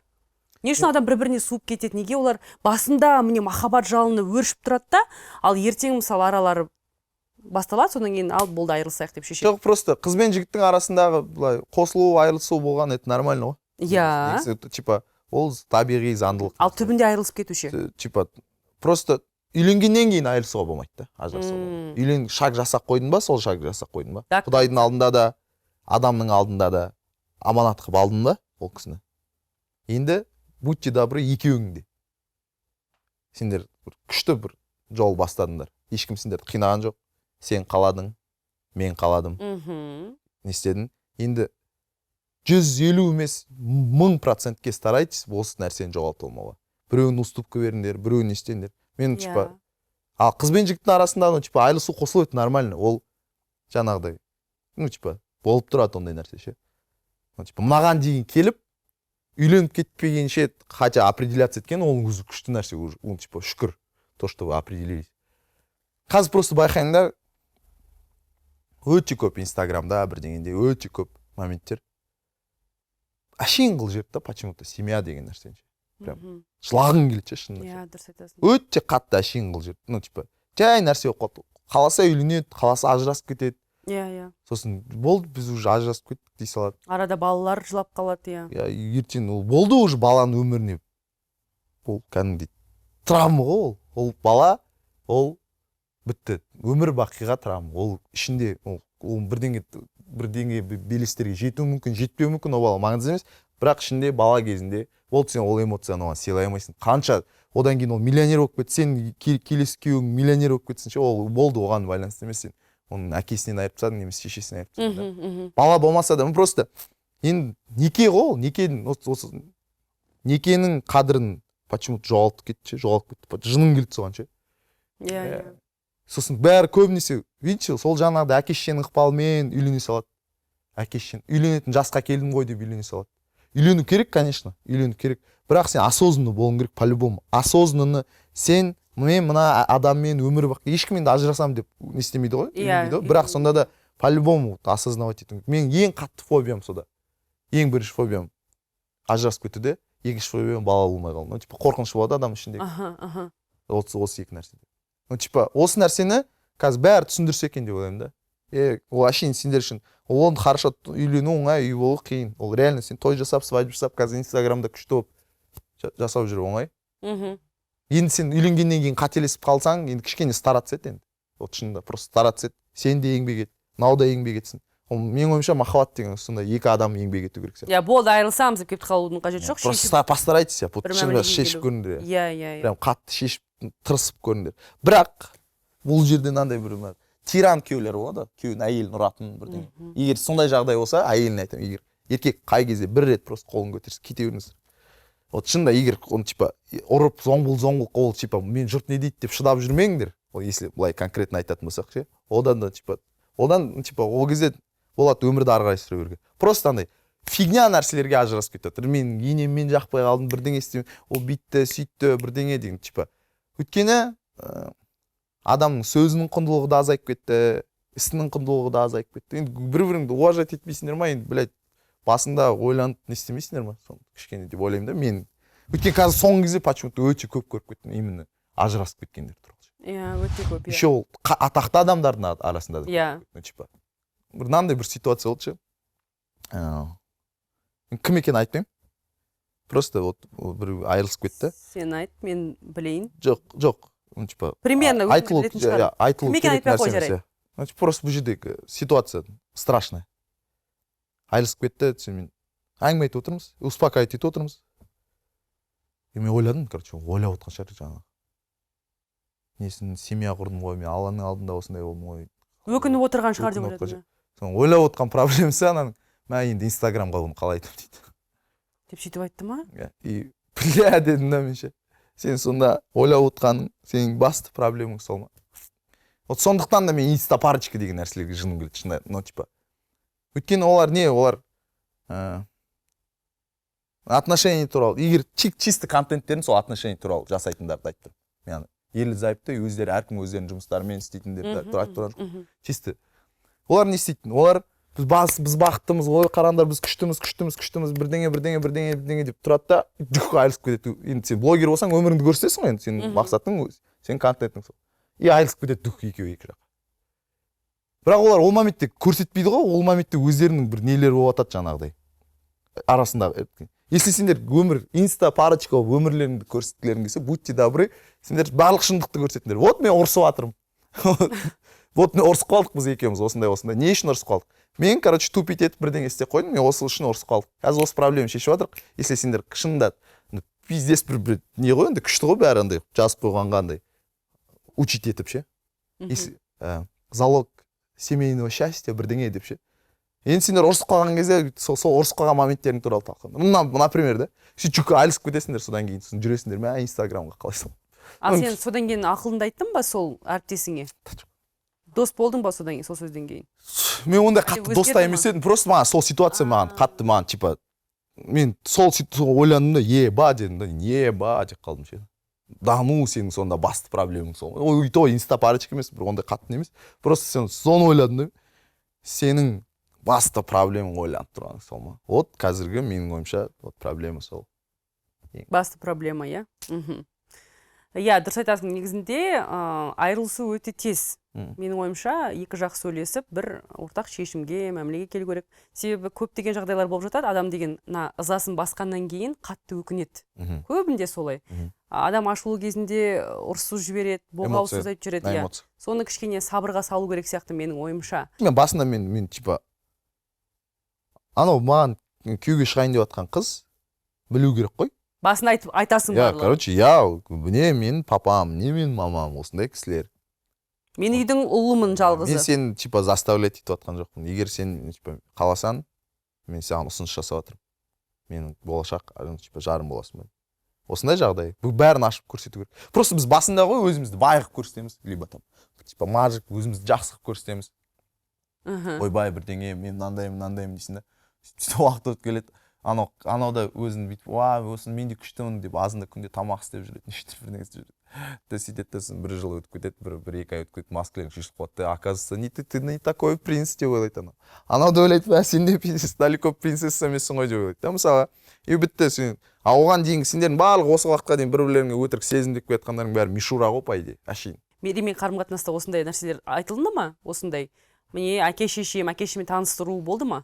Ну, типа, айтты ғой өзі Мерей, мамасы қарсы болды. Мамасы қарсы болды Мерейдің, иә. Мамасы қарсы болды. Типа мен айттым, давай сөйлесейік, короче. Мамаңмен барып сөйлесейік деп. Иә, мамаммен барып сөйлесейік. Мен ағасымен де келіскем, мамасымен, папасымен де келіскем. Сен сөйлесіп көрдің ба? Типа, нормально. Ол Мерейдің папасы өте күшті кісі. Мамасы да жақсы кісі. Вот прям өте күшті кісі. Пайда, шын айтамын. Жақсы кісілер. Енді сен жарайсың, Мереймен айырылысып кетсеңдер де, сен оны өз концертіңе шақырдың. Иә? Қалай келді жалпы ол шешім? Мен сөйлесіп тұрамын, типа, мен Мерейге айтқам, егер де менің тарапынан бір көмек керек болатын болса, всегда дайымын. Біз оған дейін де отношениеде басында, типа, біз енді кейде сөйлеспей қаламыз, сол кездерде айтатын, типа, если там, типа, ойламай. Просто не қалай айтсам болады. Типа, айттым, всегда дайын. Ол да маған көмектесуге дайын. Типа, біз нормально. Айырылысып кетсеңдер де достық қарым-қатынас қалды араларыңда.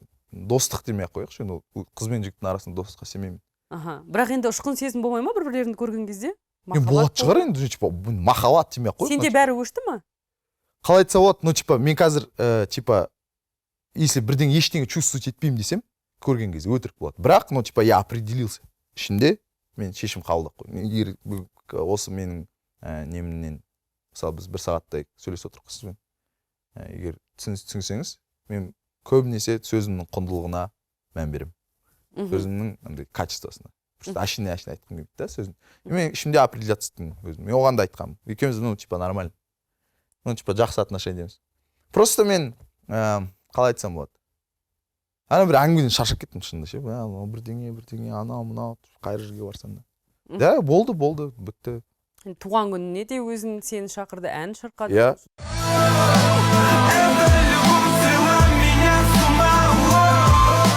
Жоқ, мысалға, сол туған күнде мысалға былай ойладым. Мен бармаймын деп ойладым. Шақырды ғой ол мен. Мен бармаймын. Шок болдың ба? Жоқ, несі шок боламын. Мен айтып отырмын, нормально сөйлесіп, ну, типа, это нормально, ол шақырды, вот осындай жасайын деп жатырмын. Сосын хорошо дедім да, сосын мен бармаймын деп ойладым. Неғып, сосын ішімде ойладым, неғып бармаймын деп ойлап отырсың. Бірақ барғым келіп тұр. Ну, типа, ол мен үшін жақын адам ғой. Ну, типа, близкий адам. Құттықтағың келеді. Бірақ бармаймын деп отқан шешім, бірақ қазір барсам тағы видеоға түсіреді, тағы бүйтеді, тағы не істейді, тағы шулап. Сосын ойладым, нифига себе, мен содан қорқып, енді өзім мнением жоқ па? Тығылып жүрем ба деп. Тығылып жүрем ба? Я барам, ну, типа, құттықтаймын, болды, кеттім. Ән шырқадың, бардың. Я бардым, типа, өлең айтып кеттім, и все. Ал егерде менде жігіт қыз пайда болса, қызғаныш сезім пайда бола ма? Бәрібір. Бәрібір емес, енді пайда болады шығар, мен білмеймін. Бірақ мен, типа, нормально. Болды. Жібердім деп айта аласың. Лайым жақсы, күшті адам кездессе. Вот соған қуанар едім. Егер жақсы адам кездессе, өйткені шынында жақсы адамға лайықтықсың. Өте күшті қыз. Шын айтамын.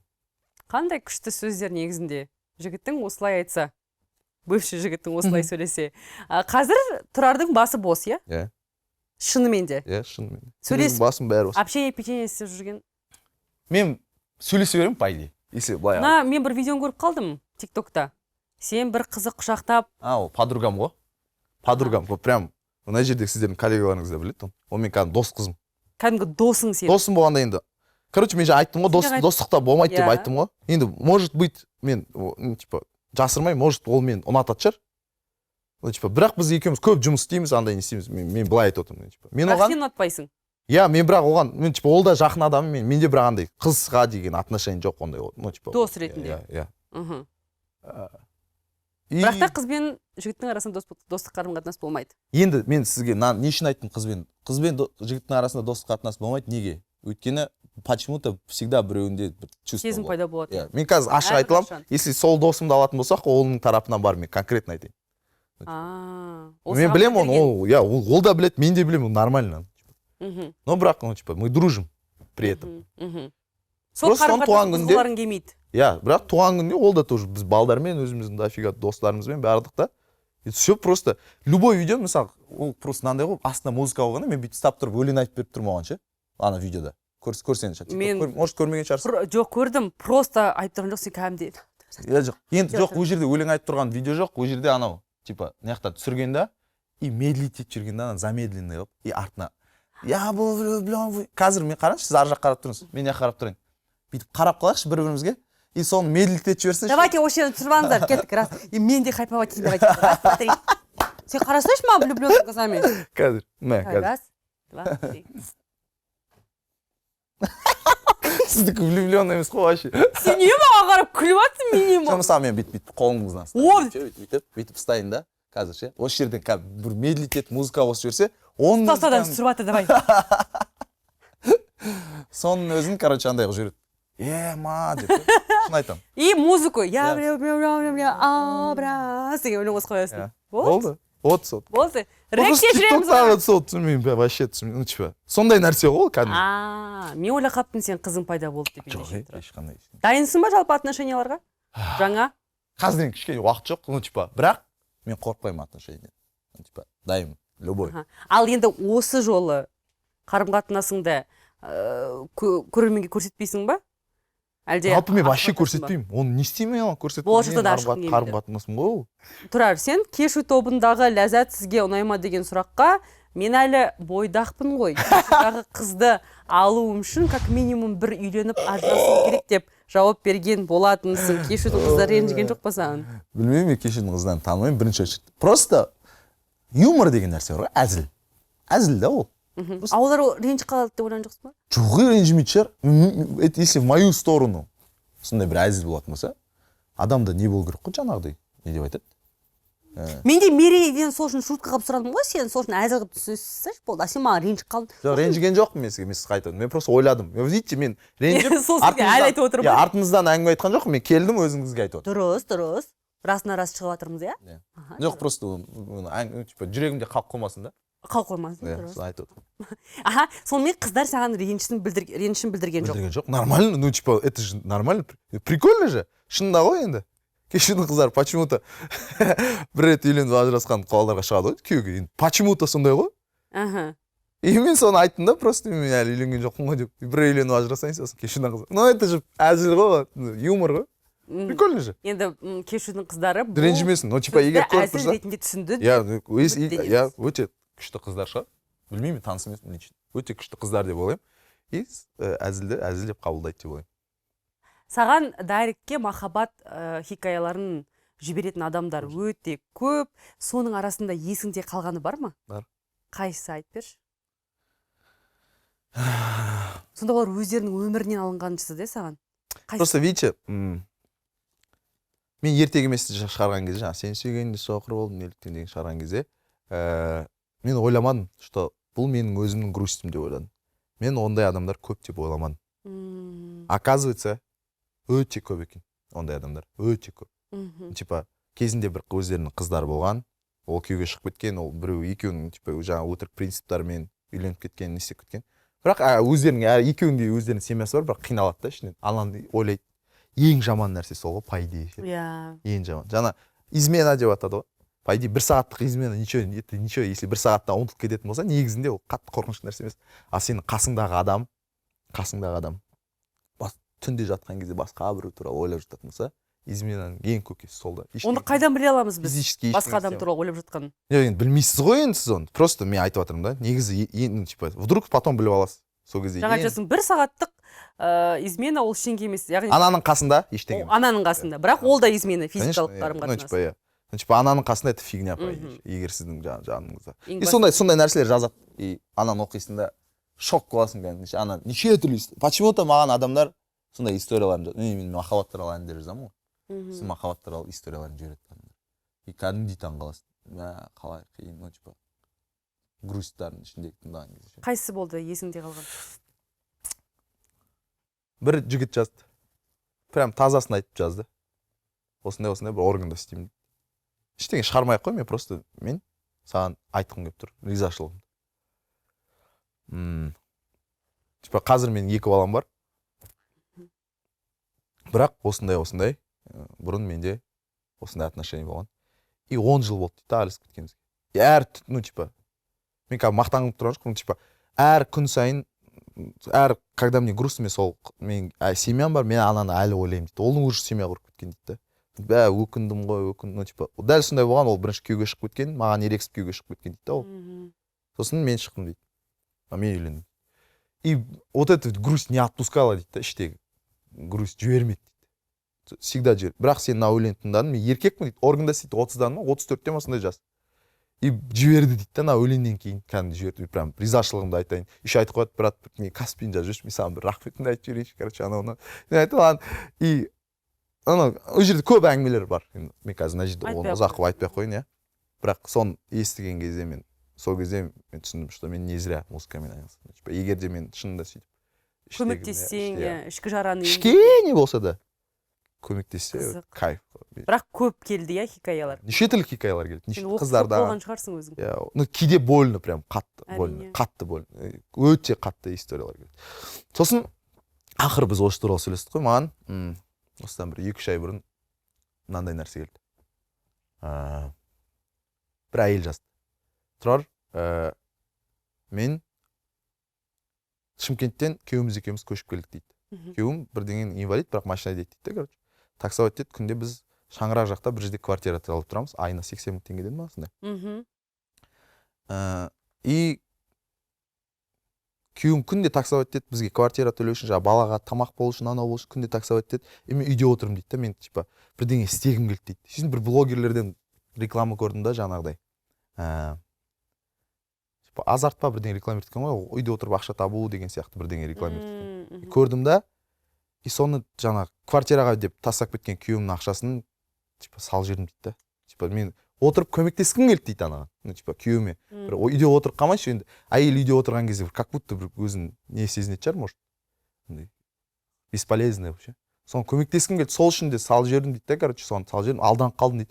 И маған қиын отыр, ол типа мен сенің өлеңдеріңді мен бұрыннан сені оқимын, ешқандай блогерлерді оқымаймын, сені оқимын. Просто көмектесе аласың ба деп жазып жіберіпті, короче. Соны оқыдым да мен бүйтіп салғым келді ше. Инстаграмға салғым келді да. Блядь, қараңдаршы, сендер адамдарды не істеп жатсыңдар деп ше. Азарт реклама ететіндерге. Там жаңағы үйде отырып ақша табу дегендер реклама. Сендер не істеп жатсыңдар, қараңдаршы. Бізде халық аңқаулау ғой, шынында. Азарт ол өте қиын тема ше, өте қиын тема. Терең. Иә. И сон, мысалы жаңа просто директор айтылған есіме түсіп кетті. Қараңдаршы, не істеп жатсыңдар? Сендер алған шығарсыңдар рауан 200-300 теңге сол реклама. Бірақ қанша адам қиналып жатыр? Қаншама адам қиналып жатыр. И прикинь, бітті бір айдың квартирасы төленбейді. И оларға 80 000 теңге деген, по сути, бір айлық өмір ғой. Бір айлық өмірі. Осы бір кішкентай бір шаңырақта бір железный бір времянка снимать етіп отыр ғой. Осы жақта далада тоңып қалмас үшін, баласы ауырып қалмас үшін.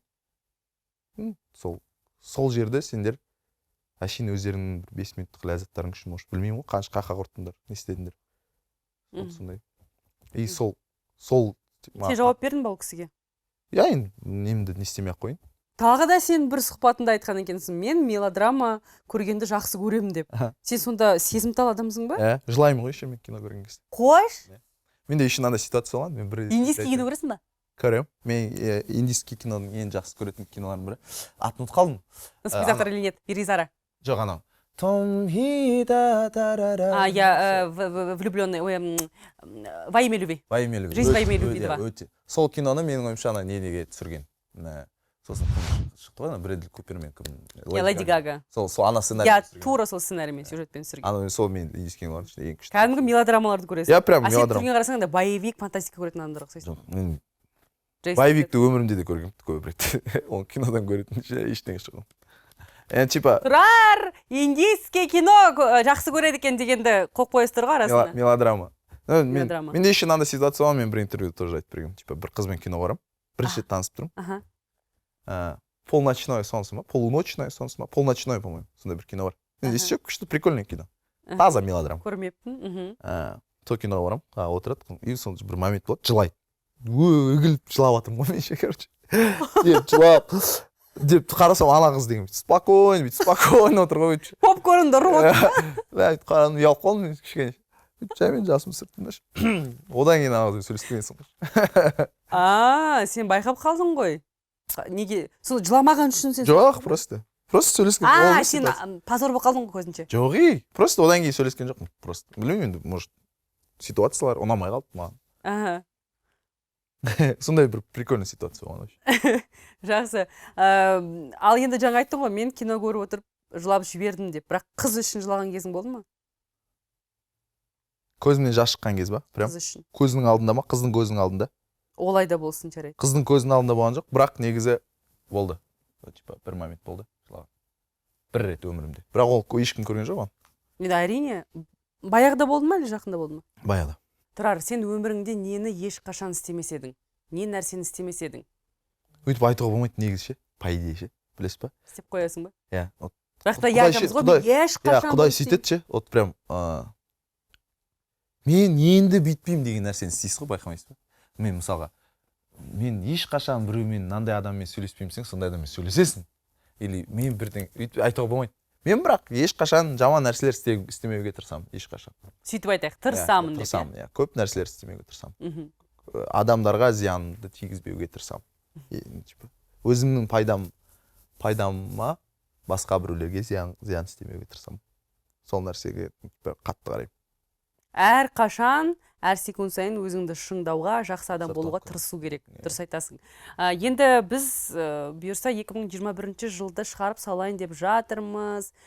Сен үшін бұл жыл қандай жыл болды? Және де қандай сабақ алдың? Өте күшті жыл болды, өте кайф жыл болды. Прям шын айтамын. Берекелі, табысты болды, иә? Иә, берекелі, табысты болды. Наконец-то әке-шешемді Қызылордадан көшіріп алып келдім. бұрынғы арманың еді сенің. иә бір жігіттің бір үй алу, үлкен үй алу бір жігіттің арманы ғой негізінде, бір жігіттің бір парызы дей ма. Мгм. Соны істедім. Прям бір кішкене арқамнан жүк түскендей болды осы моментте. Сосын творчество жағынан да бір емес көптеген концерттер бердік. Прям өте сольный концерт. Сен үшін енді мен айтайын, шеттен өте берекелі жыл болды. Сенің бағыңды ашқан жылдардың бірі деп айтсақ болады. На личном жағынан кішкене болған шығар. 2022 жылда не күтеміз бұйырса? Білмеймін, күшті нәрселер күтеміз. На личном жағынан деген ғой. Я бір, Типа? кайф. Өте күшті, таза, шын сезім болса. Осы сұхбатты сен бұйырса ютубтан ашасың да, және де именно осы жерін 2022 жылы ашқан кезде бір күшті кайф қызбен отырып айт, міне мен сен туралы айтқан екенмін деп. Орындалсын осының барлығы. Біз әлі аяқтаған жоқ. Сізге де соны тілеймін. Аумин. Біздің бағдарламамыздың ең қызықты сәті келіп жатқан сияқты, бұл рубрика мен саған сұрақ қоямын. Егер де сен сол сұраққа жауап бергің келмесе, ендеше қазір алдыңа лимон береміз, сен сол лимонды жеуің керек. Мен лимон жақсы көремін просто. Ендеше бәріне. Кеттік ендеше. Қатты аштысын алып келдіңдер ма? Ойнап айтамын, жақсы көрмеймін. Бұрыш себілген қазір мына жерлерім біртүрлі күтті. Текила жоқ па? Ондай жоқ, ондай ішпейміз біз. Біз вообще ішпейміз. Дұрыс. Сіздер. Саған ұнамайтын қазақстандық әнші есімін атауың керек. Ұнамайтын? Айтпай қойын. Сен түрін бүйтіп істемеу керексің қара. Деп істемеу керексің, бүйтіп жүрсің. Біріншісі кетті. Соңғы рет қаншаны сүйістің?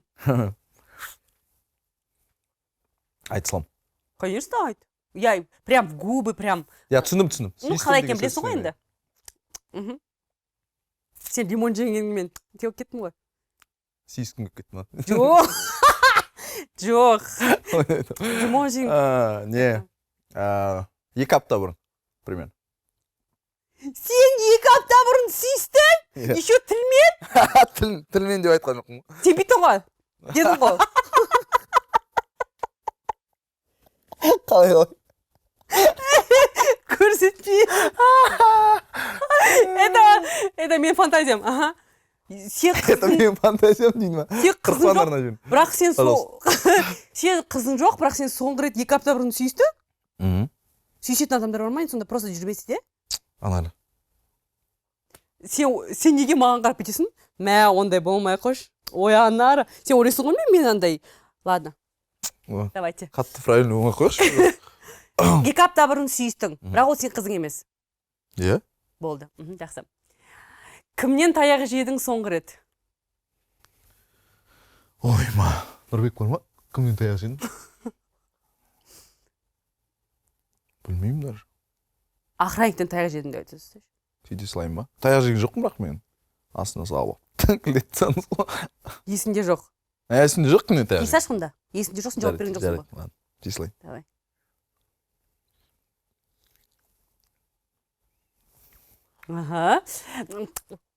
Назира ханымға өтірік айтқан кезің болды ма? Былай, мындай өтіріктер шығар. Қандай? Жай, типа. Қандай? Типа, қазір, бүгін келем деп, ертең келетін, қазір барам деп, бармай қалатын, бірдеңе, нан істеші, істемей қалатын. Сондай бір моменттер шығар, кішкене. Қатты нәрсе емес. Қатты нәрсе емес, точно. Біз просто басында договорились, бір-бірімізге өтірік айтпаймыз. Просто өтірік айтпай қояйық.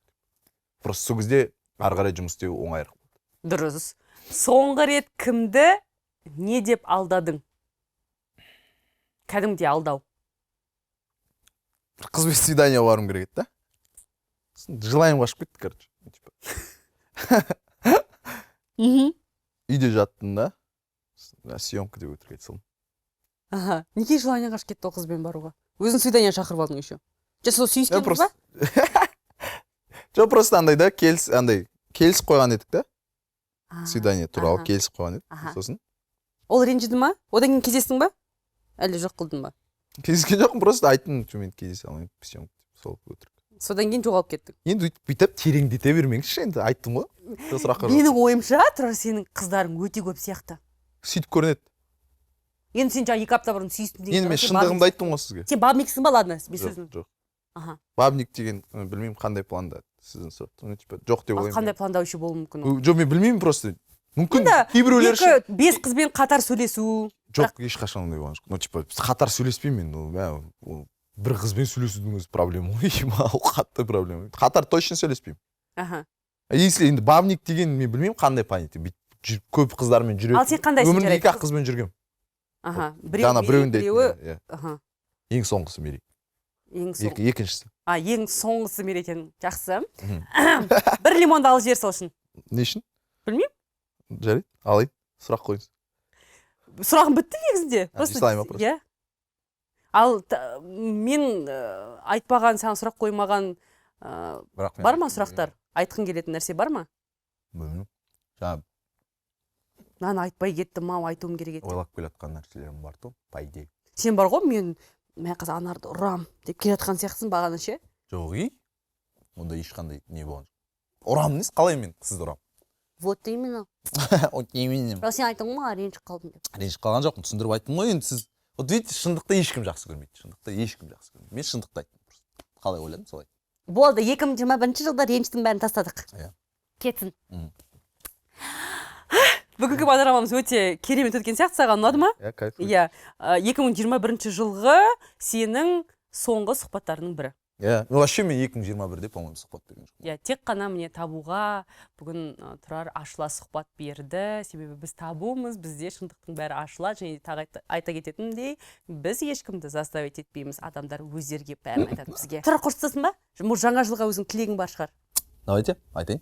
Айта ғой, не сенің камера? Құрметті табу бағдарламасының көрермендері, жалпы қазақстандықтар, келіп жеткен, енді келейін деп жатқан жаңа жыл, жаңа табыстармен келсін. Аумин. Менде өлең бар.